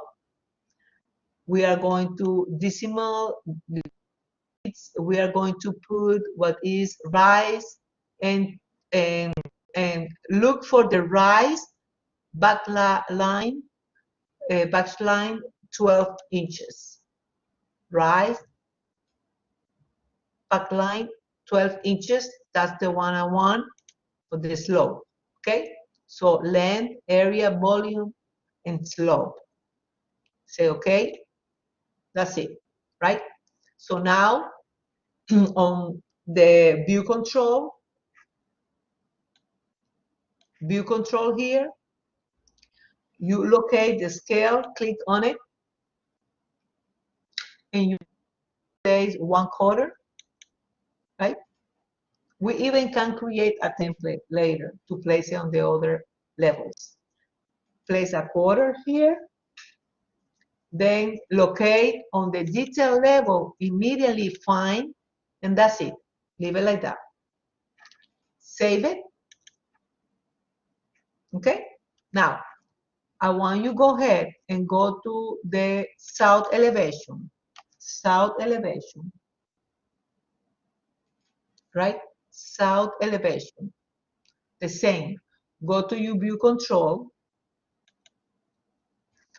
1/4. Right? Detail level. Fine. And that's it for now. Save it. Right? Now, on my elevation, I know I have level 1, 0, 0, period. That's it. On my level 2, I'm going to click and I'm going to change it to, let's say, 9 feet. In this case, 9 feet, right? Level 2, 9 feet, right? Now, I'm going to hover on the line on level 1. Hover on the line on level 1. Hover. Right click. You can do create similar. You can accommodate yourself lower there, and you can enter, let's say, lower. Be aware that you are below to level 1. And you place 2 feet, let's see, 2 feet, and you are prompted with level 3, which is not going to be level 3, cancel twice. And you are going to click, which says level 3, you are going to click and put a right side plan. See this question? Would you like to rename the corresponding view? Yes, definitely yes. Sometimes it will say no. I will say no. In this case, yes. When will be different?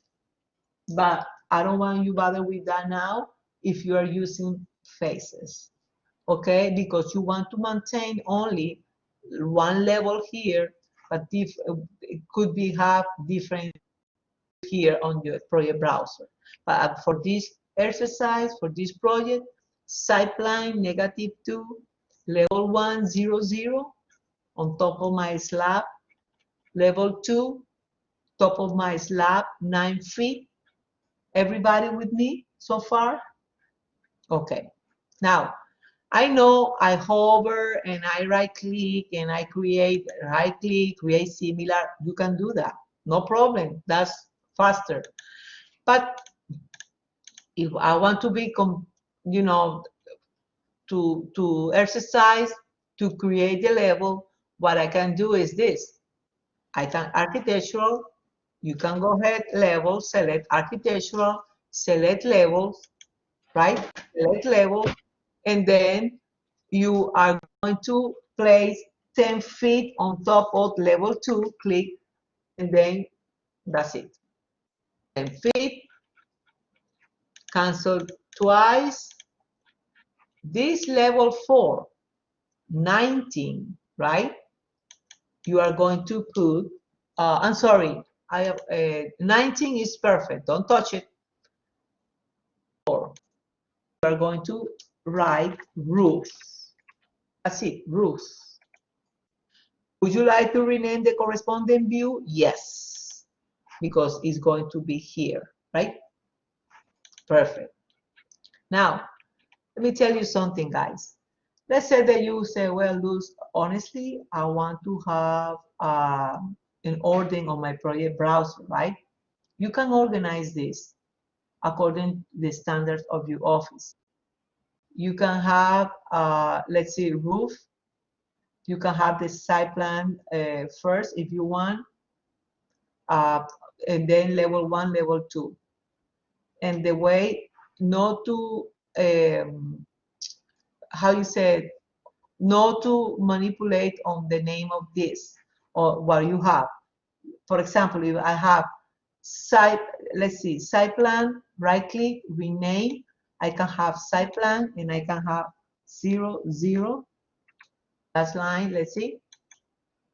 See now, would you like to rename the corresponding level views? I will say no, because I want to have that site plan 0, 0 over here, but maintain my site plan here.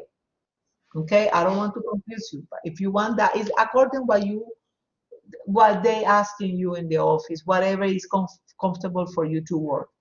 Now, roof, yes, the roof will be that there. You want site plan, level 1, level 2, and the roof will be here. Or you can put another 0, 0, 1, level 1, 0, 2, level 2, 3, roof, if you want that. Okay, now, let's do something. Let's go here on click what says level 1, right? Nothing we have there. We are on level 1. On that portion here, we are going to create, I believe it's only 3 wall types. The exterior wall types, the partitions, right? And one of the different partitions for the bathroom in order to have a different assembly. For example, the thickness, let's say the thickness where the toilet is going to be located as well is going to have, let's say, moisturizer resistant. We can have that different wall type for that partition, different from the one is where the wall is located or the wall is between the kitchen and, and the dining, right? So we are going to have 1, 2, 3, at least 3 wall types, right? So let's go here quickly. We can go have let's go over here on walls, select walls on the upper section, walls. The one doesn't can stay. This is going to be recorded. If anything that you don't understand, you can contact me and I will immediately help you with any question with the walls. In case that we miss something, we'll have this wall here. I can send it to you in your email, okay? So you are not going to miss anything, okay? Now, let's go start with the exterior wall, right? Exterior wall, which is a furring and stucco, right? So you are going to locate on the type selector, basic wall, click on it. Then you are going to look for the one who says generic 150 millimeter masonry, click on it, okay? Then you are going to click on edit type, okay? Perfect, edit type. And edit type, to duplicate, you are, yes? The same case through 8 inches. I have to select 8 inches. Yes, but you are going to put the same, but with furring now. You are going to put this, Rosa. You are going, Okay, okay. yes, but let's go, yes, but we are going to modify this, Julio, okay? So we're going to do this. Normally in the office, what they do is this, to identify that that belongs to your office, right? So we are going to identify this is for Miami-Dade. The first things I do is, yes, but I'm going, okay, that's a good question. Okay, yes, it's 758, Julio. That is correct. But I'm going to put 8 inches. You know why? Because when you are dimensioning, you are not going to put 758 or 758. You are going to dimension 8 inches, right? That is correct. That is correct. It's nominal. That is correct. So you are going to do this. First, always what I do is I put the inches of that wall. So I'm going to put 8 inches,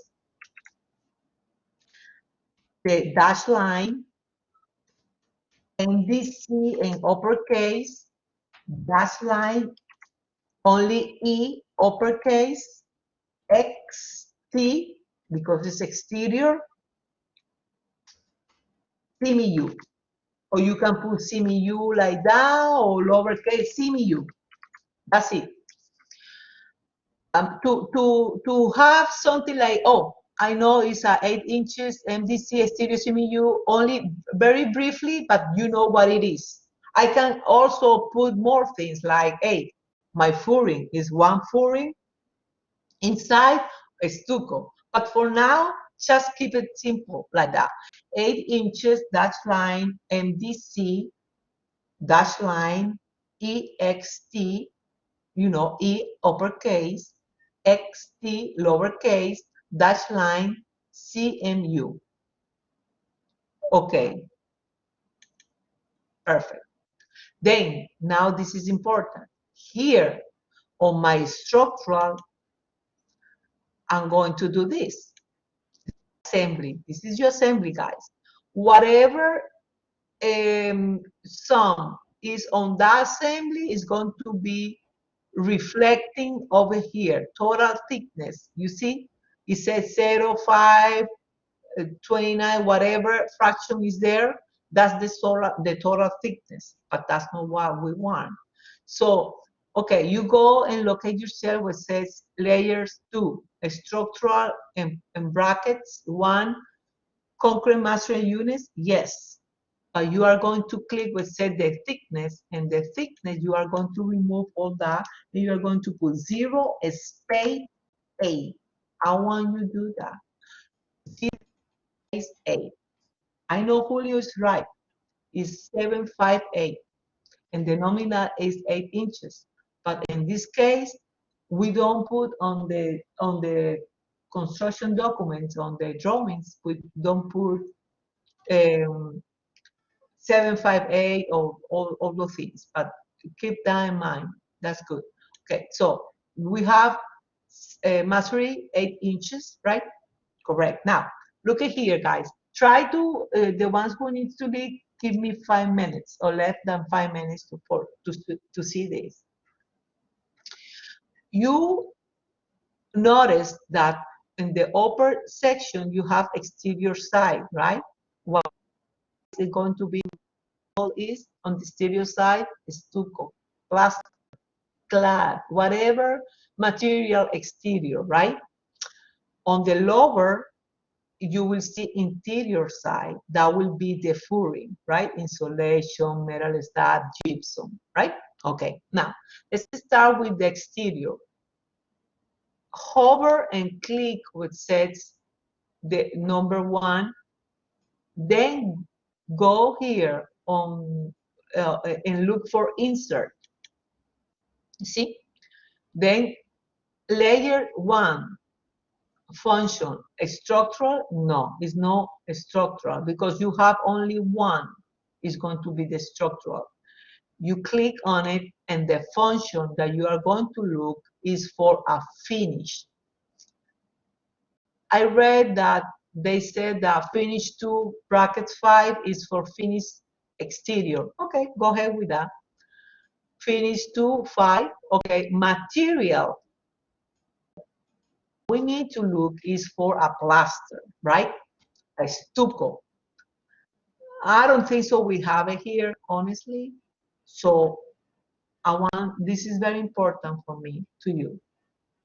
What I want to create your new material, right? You come here on this button, the second one. It says create and duplicate material. Create new material. Click on it. See, you create a new material, but I can leave it like that. I don't want to, right? Because we need to know more than that.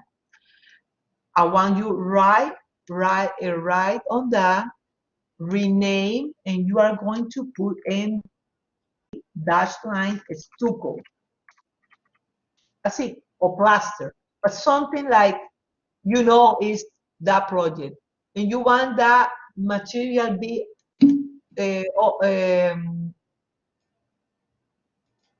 no problem. Okay, bye, take care. Put the underscore on from that material is going to appear one of the first materials when you scroll down and look for it, right? So you have the MDC stucco. At the same time, I want you go on the next to graphics here, you are going to click on appearance, right? We don't have nothing selected yet. We can select it here for the access browsers, right? Access browsers, right? Okay, we can select from here. We need to. Let's go try here. What says appearance, select here. Okay, this is where you're going to be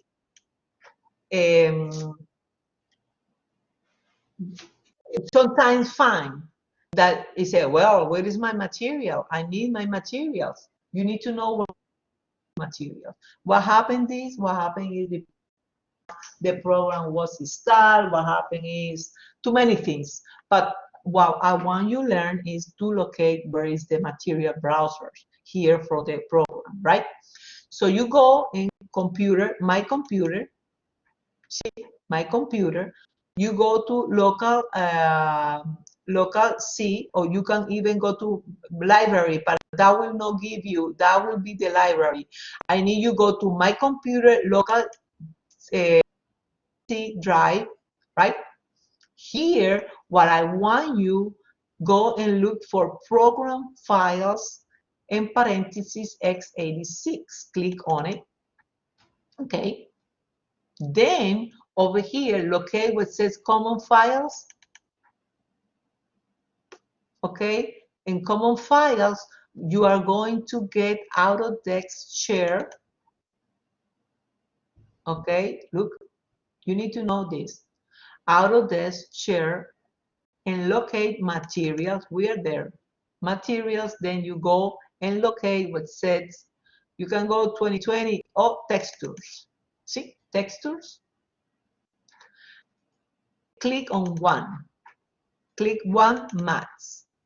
It's too much. You say, I lose what you need to know to get your materials. And the event that you know now that this present, you don't know, you need to know where Revit install you materials. So here, what we are going to look is for a stucco or finished exterior that will be an order. This is an order, and we are going to look for finishes on masonry or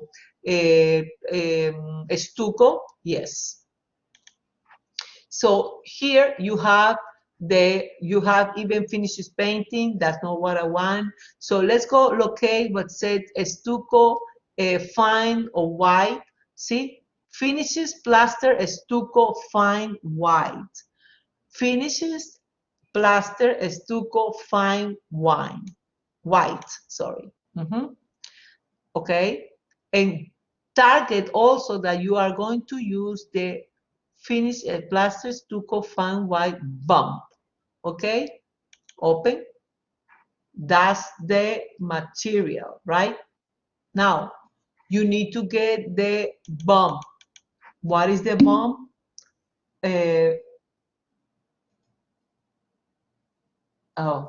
Okay, I'm going back. Why you get lost?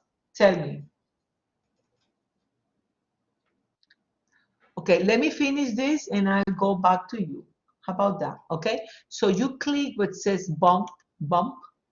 You go back to see, it immediately knows all that process that you went before, immediately take you there and finishes a stucco. Then you get the border of the material you just select. That will be finished plaster stucco fine white bump. Why the bump? Because when the effect for rendering, it gives you realistic effect. It just gives you a realistic effect. Okay, so you have this circle here. You click on it. Since you want to use it in walls, right? You want to use it in walls. You click back on it and said, okay, walls, environment, I just keep it green line for now. Render settings, you say, hey, production quality, that's what I want when I have my render done. Okay, then you come here, it says graphics. See graphics here? In order to have those properties, you use render appearance. So you use that those effects of that material, you click use render appearance. Okay, so you can have that. You want to implement another foreground panel effect, you are welcome to do that. Background, that's for the latest version. Revit implement that. For now, you are with the plaster material, NDC plaster, stucco and sorry, and thickness. You are going to put the thickness. Otherwise, you cannot do anything. The program is not going to allow you to do that. So you are going to say, well, the thickness, normally for commercial also, you can have 3/4. For this effect, half inch, you can use half inch or 5/8, perfect. 5/8 is better than half an inch. But if you want to use 5/8, Julio, you are welcome to do it. Okay, half an inch. Okay, now I say, okay, let's go say okay. Say okay. Then I want you place that wall. I don't want you lose that whatever you did. I need to go back to the wall because I'm missing the flooring. If I zoom in, I have only this, that effect. I don't want that effect. Yes. Okay. Who cannot do the wall? Who needs a little explanation on the wall? Okay. Now I'm going back to the wall. I don't want this effect. Okay. Okay. Where are you, Rosa? Tell me. I couldn't identify the file that you select to get the. Yeah, okay. Could you stay? Could you please give me 15 minutes? I'm going to finish the wall, and after we can and I can. Or let me show you again. Okay, let me show you again. If no, you wait for me, and I go back to you for you to know where is the wall. Okay, let's go select the wall one more time. Select this wall one more time. This is easy, guys. I mean, you practice, you are going to like it. Select the wall one more time. This is basic and essential. Okay, I want you to learn this. Select the wall. Okay. Wrap. Okay, wrap means when, let's say that you have now the plaster or the stucco, and then you are going to put the let's say you're going to put the flooring, right? And you have other walls. The wrap is the finish, how to go, how this wall and this end. If I'm going to, you see this thin line? Okay, perfect. I want everybody go to the quick access and click on the thick lines, TL. When you are working, I prefer to work without the thick lines.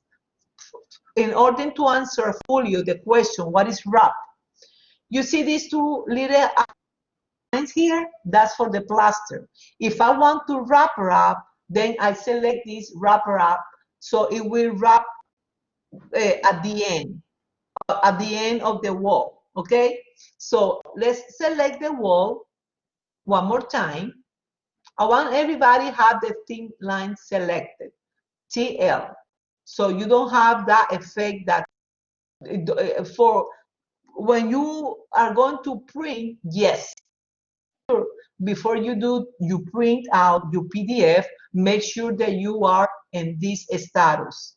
Okay, but when you are working, even doing some dimensions, you need to have that off, thick line TL off. Right now, let's go select one more time the wall,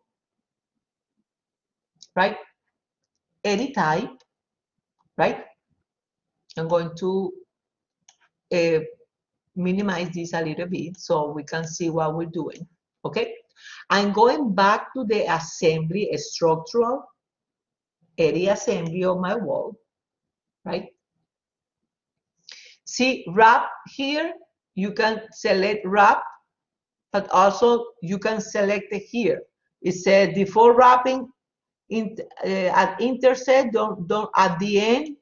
Yeah, you can do exterior or both sides, depend on what you want. Okay, do not wrap.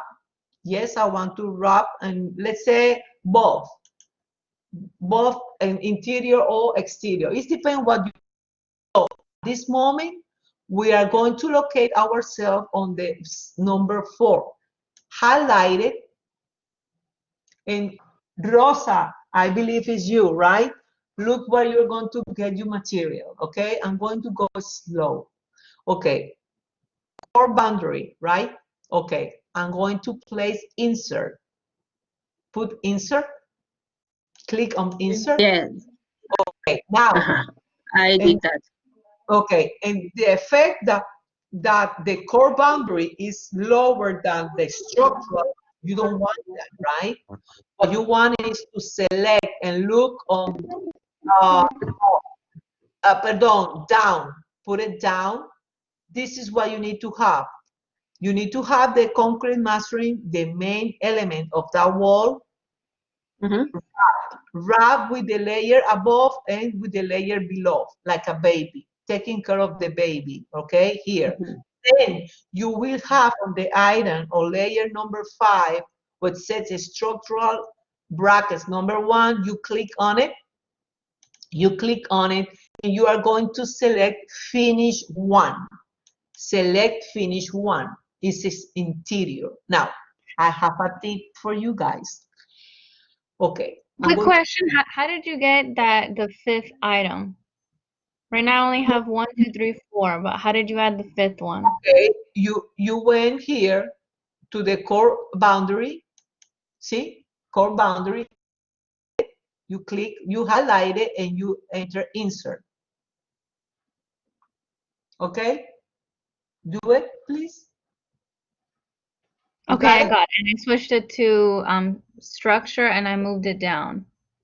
I'm sorry, to finish. Yeah, you move it to finish, but I want you make sure that you move it on the 5th line using down. It needs to be like this. It needs Yeah, to be, I got there. got it? Perfect. Now, what is the function of that wall, of that partition, in this case the footing, okay? It's a finish 1, right? What is the material? Okay, this is one thing. I'm going to teach you how this is assembled, but at the same time, on next Saturday, I'm going to make only one. Why? Why I need to do that to you is because you need to learn to know that sometimes the architect comes back to you and say, I don't like how that wall looks. It looks like I want my finishes be clear. I don't want the finishes be on the dark lines. Like you want to emphasize CMU is the important assembly, right? But at this moment, I'm going to show you how you may do it. Next Saturday, I'm going to show you how to join, and that's probably how you're going to like it, okay? But it's my obligation to show you both situations. You click here, and my mistake, okay? Go back, or leave it like that. Leave it like that now. Finish 1, 4. Now, in material, you are going to say, what is the finish on that? Is going to be gypsum, right? You are going to write and look for gypsum wallboard, right? That's the only one we are going to have. Appearance, that's the gypsum. Rosa, you don't need to go and look for it. And the event that you need to go for it, I'm going to show you from now. Click on here. Then, obviously, if you need more, you can stay at the end of the class and both together we can go. Because I cannot, what I can show you from here is all the steps we did. We went to this PC, the computer. Where you click before that window? Over here. Okay, I'm going back. Okay, over here, you see what Okay, that's where I lost the last time. you see the appearance here, Rosa? Okay. Okay, look what says genetic. Look for image and says you have to have something. It says like JP image something or finished gypsum work. You have something like that there. What do you have? What do you have? Finish using board Perfect. painting Okay. white. Okay, listen to me. Listen to me carefully. I'm not going backward now, but if you click there, you will trace in order for you to place your plaster. What is that mean is that if I click here, you will see this PC. You can write down local C, program files, in parentheses x86, right? common files, Mm-hmm. files, Autodesk share, Mm-hmm. materials, Mm-hmm. texture, Yeah. one, Mm-hmm. and math, which is materials. Okay. Correct. Then Correct. and then over there you will find the plaster or stucco, right? If you want, we can do that at the end. Okay. I can Okay. take it. Okay. Now the same situation. I want it has the bomb for us, the bomb and the of the material. Okay, so that's fine with that. You want to have an effect with another partner, you can put it here. For now, let's do it like that. Okay, but Okay. then here, this is a finish. The location is my mistake. Is not right there, but for now, let's do it. Let's leave it there. Now, over here, the thickness, you are going to put half an inch. Could be 0 feet, 0, half an inch, okay? Half an inch for okay.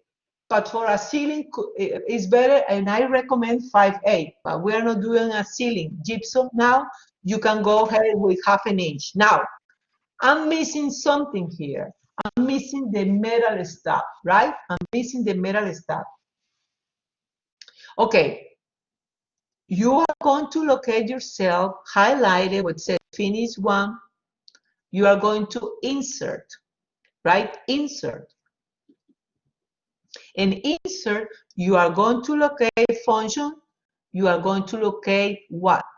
What is the metal stuff? In this case, will be a substrate. See, a substrate. See what says number 2? Because the structural is the main element in this wall assembly. The second one will be the substrate. That will be the metal stuff or the wood, right? The in this case, the third will be one of the membrane. At this moment, leave it like that. But the substrate will be the metal stuff. Then you go to materials. Click on materials, and you just type metal or start, or you can put start and see what we have. See, metal stop layer, you say, okay, I don't need to look or render a metal stop. So I don't bother looking for the bump or as soon as I know it's a metal stop, as soon as I give my thickness, that's what I want. What I want to give here is 1.5. I can have 2.5. It depends on the function of that wall. What is going to be next to that wall? What is the footing I need to accomplish? I have a pipe goes there. Can I accommodate a plumbing on 1.5? All those things that will be later for you to find out. But at this moment, I'm going to put 1 inch, 1.5, 1.5 inches, right? I click anywhere. And you can notice that the total thickness is 10.5. All this what it is, right? Now, I want you to do something else. I want you go back, careful. Don't click anywhere. Don't do anything. Just go back where it says on layer 3, structural concrete masonry units to change that cross hatch. Click on that. See, click on that. You see what says cut partner? It shows you diagonal cross hatch. You click on it. Then you are going to scroll down and see it's drafting. No model, it's a drafting. Okay? So if we don't have that, it's not able for the model. It's only drafting. Okay? So you are going to look for diagonal. Let's go. We can edit this. Let's see, diagonal down 1 millimeter. Click on it. Diagonal down 1.5 millimeter.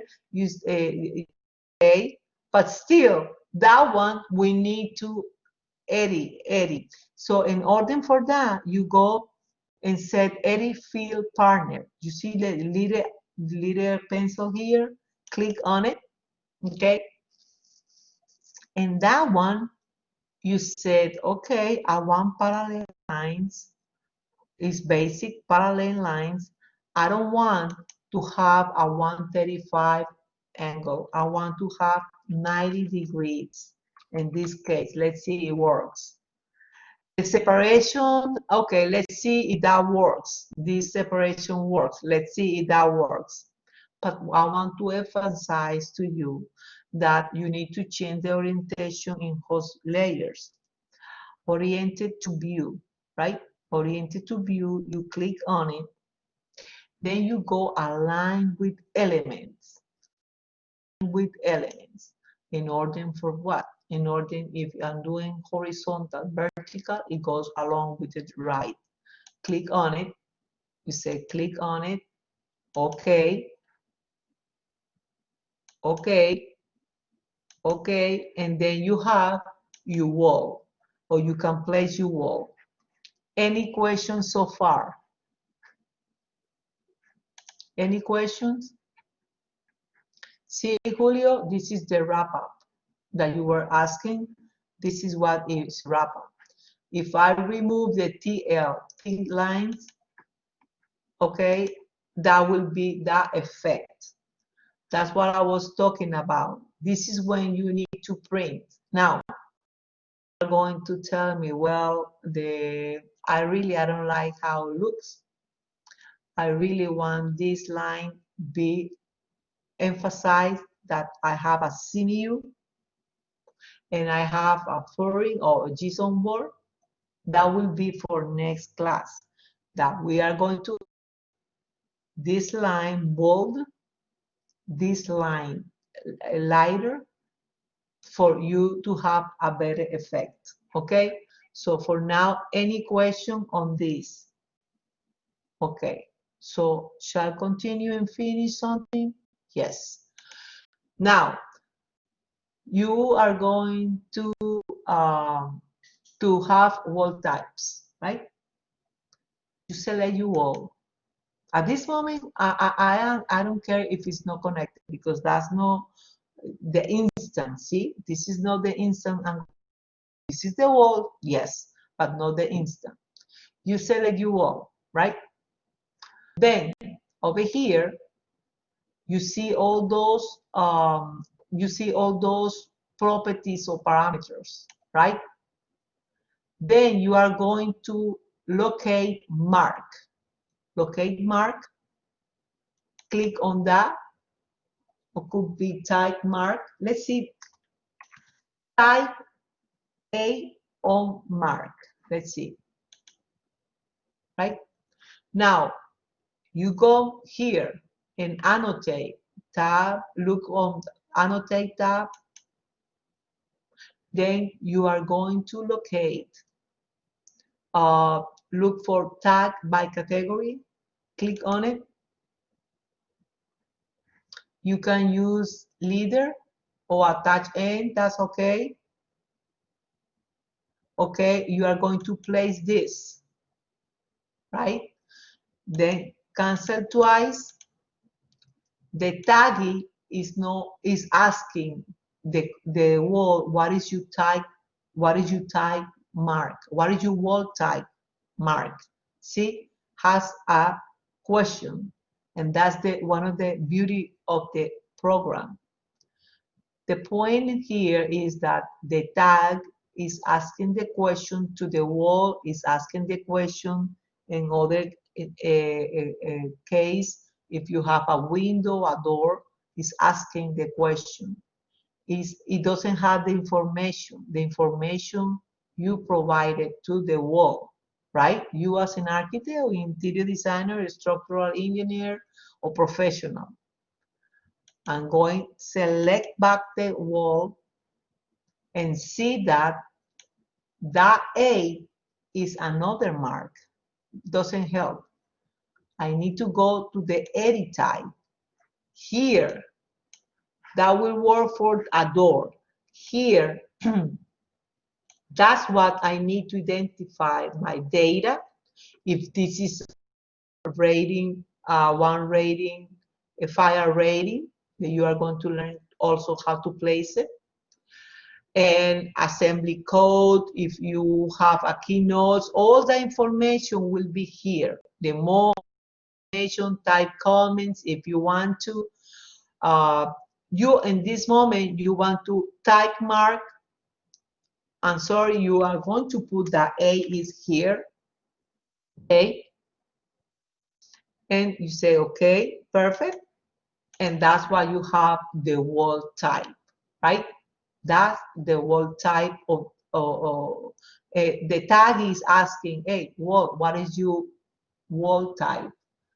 And it gets the answer. Now, you want to have a better effect, you click on that tag, you come here to the leader type, click on it,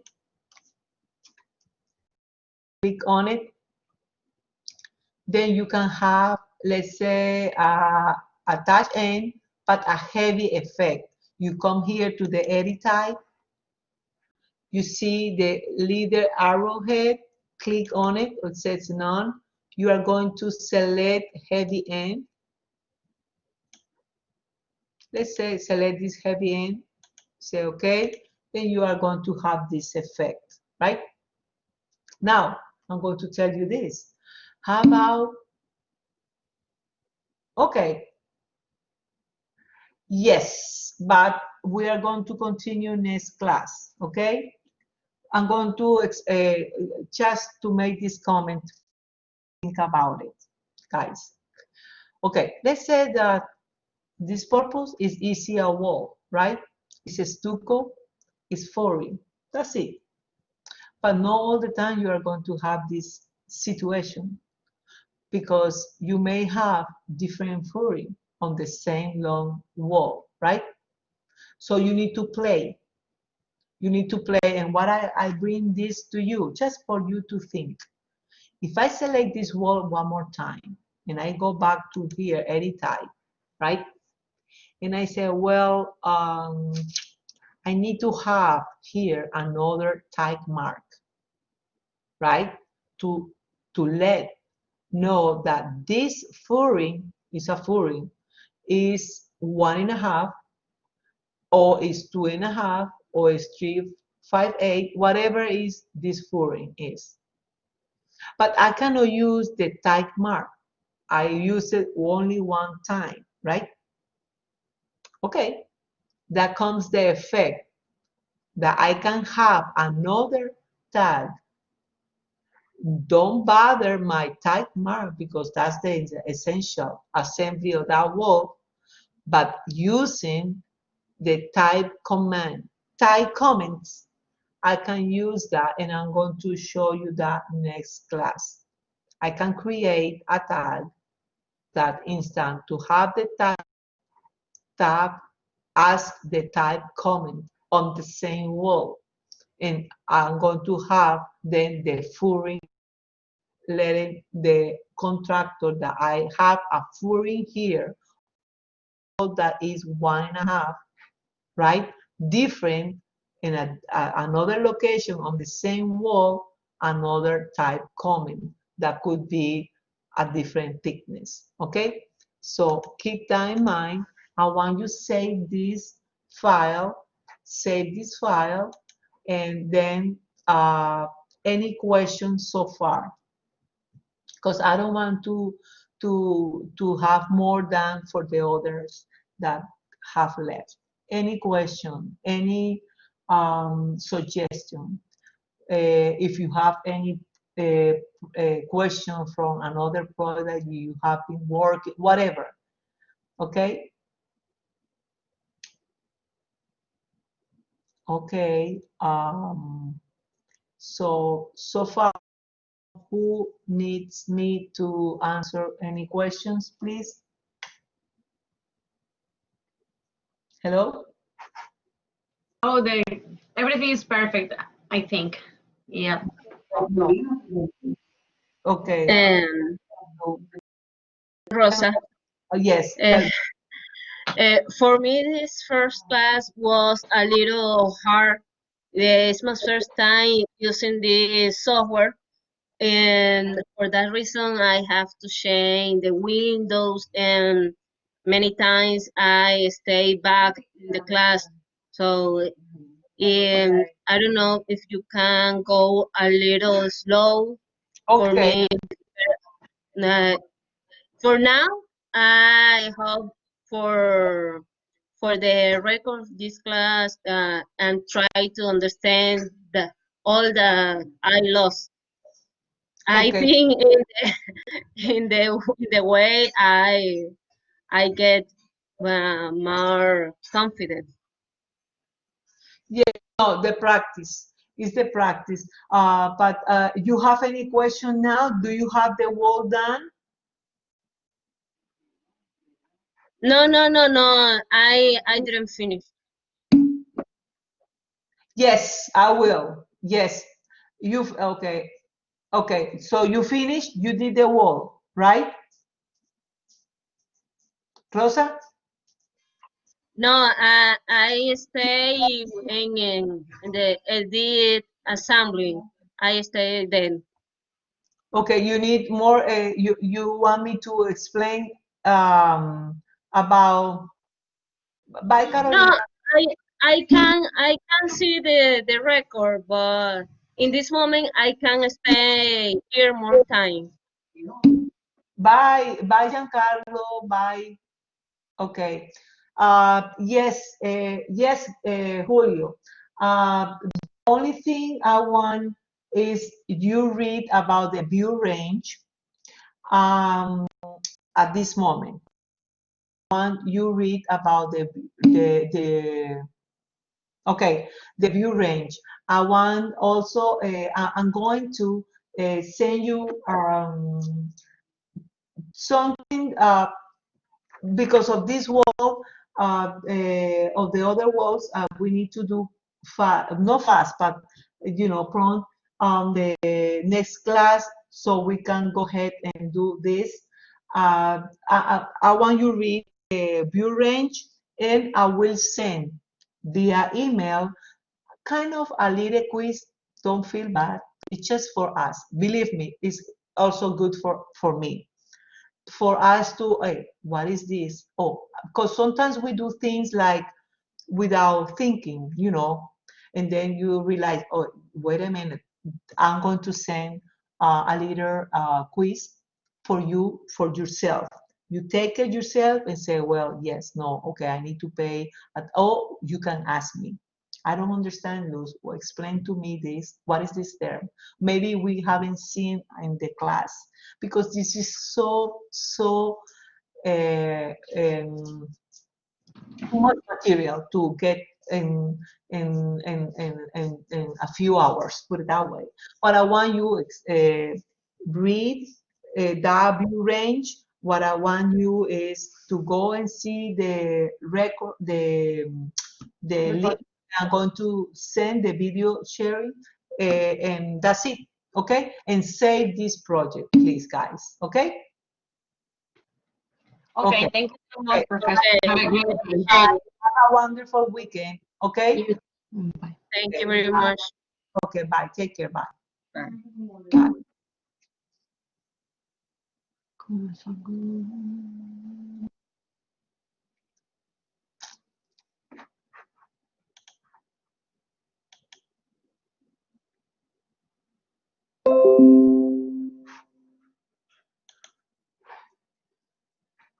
Okay. Let's see.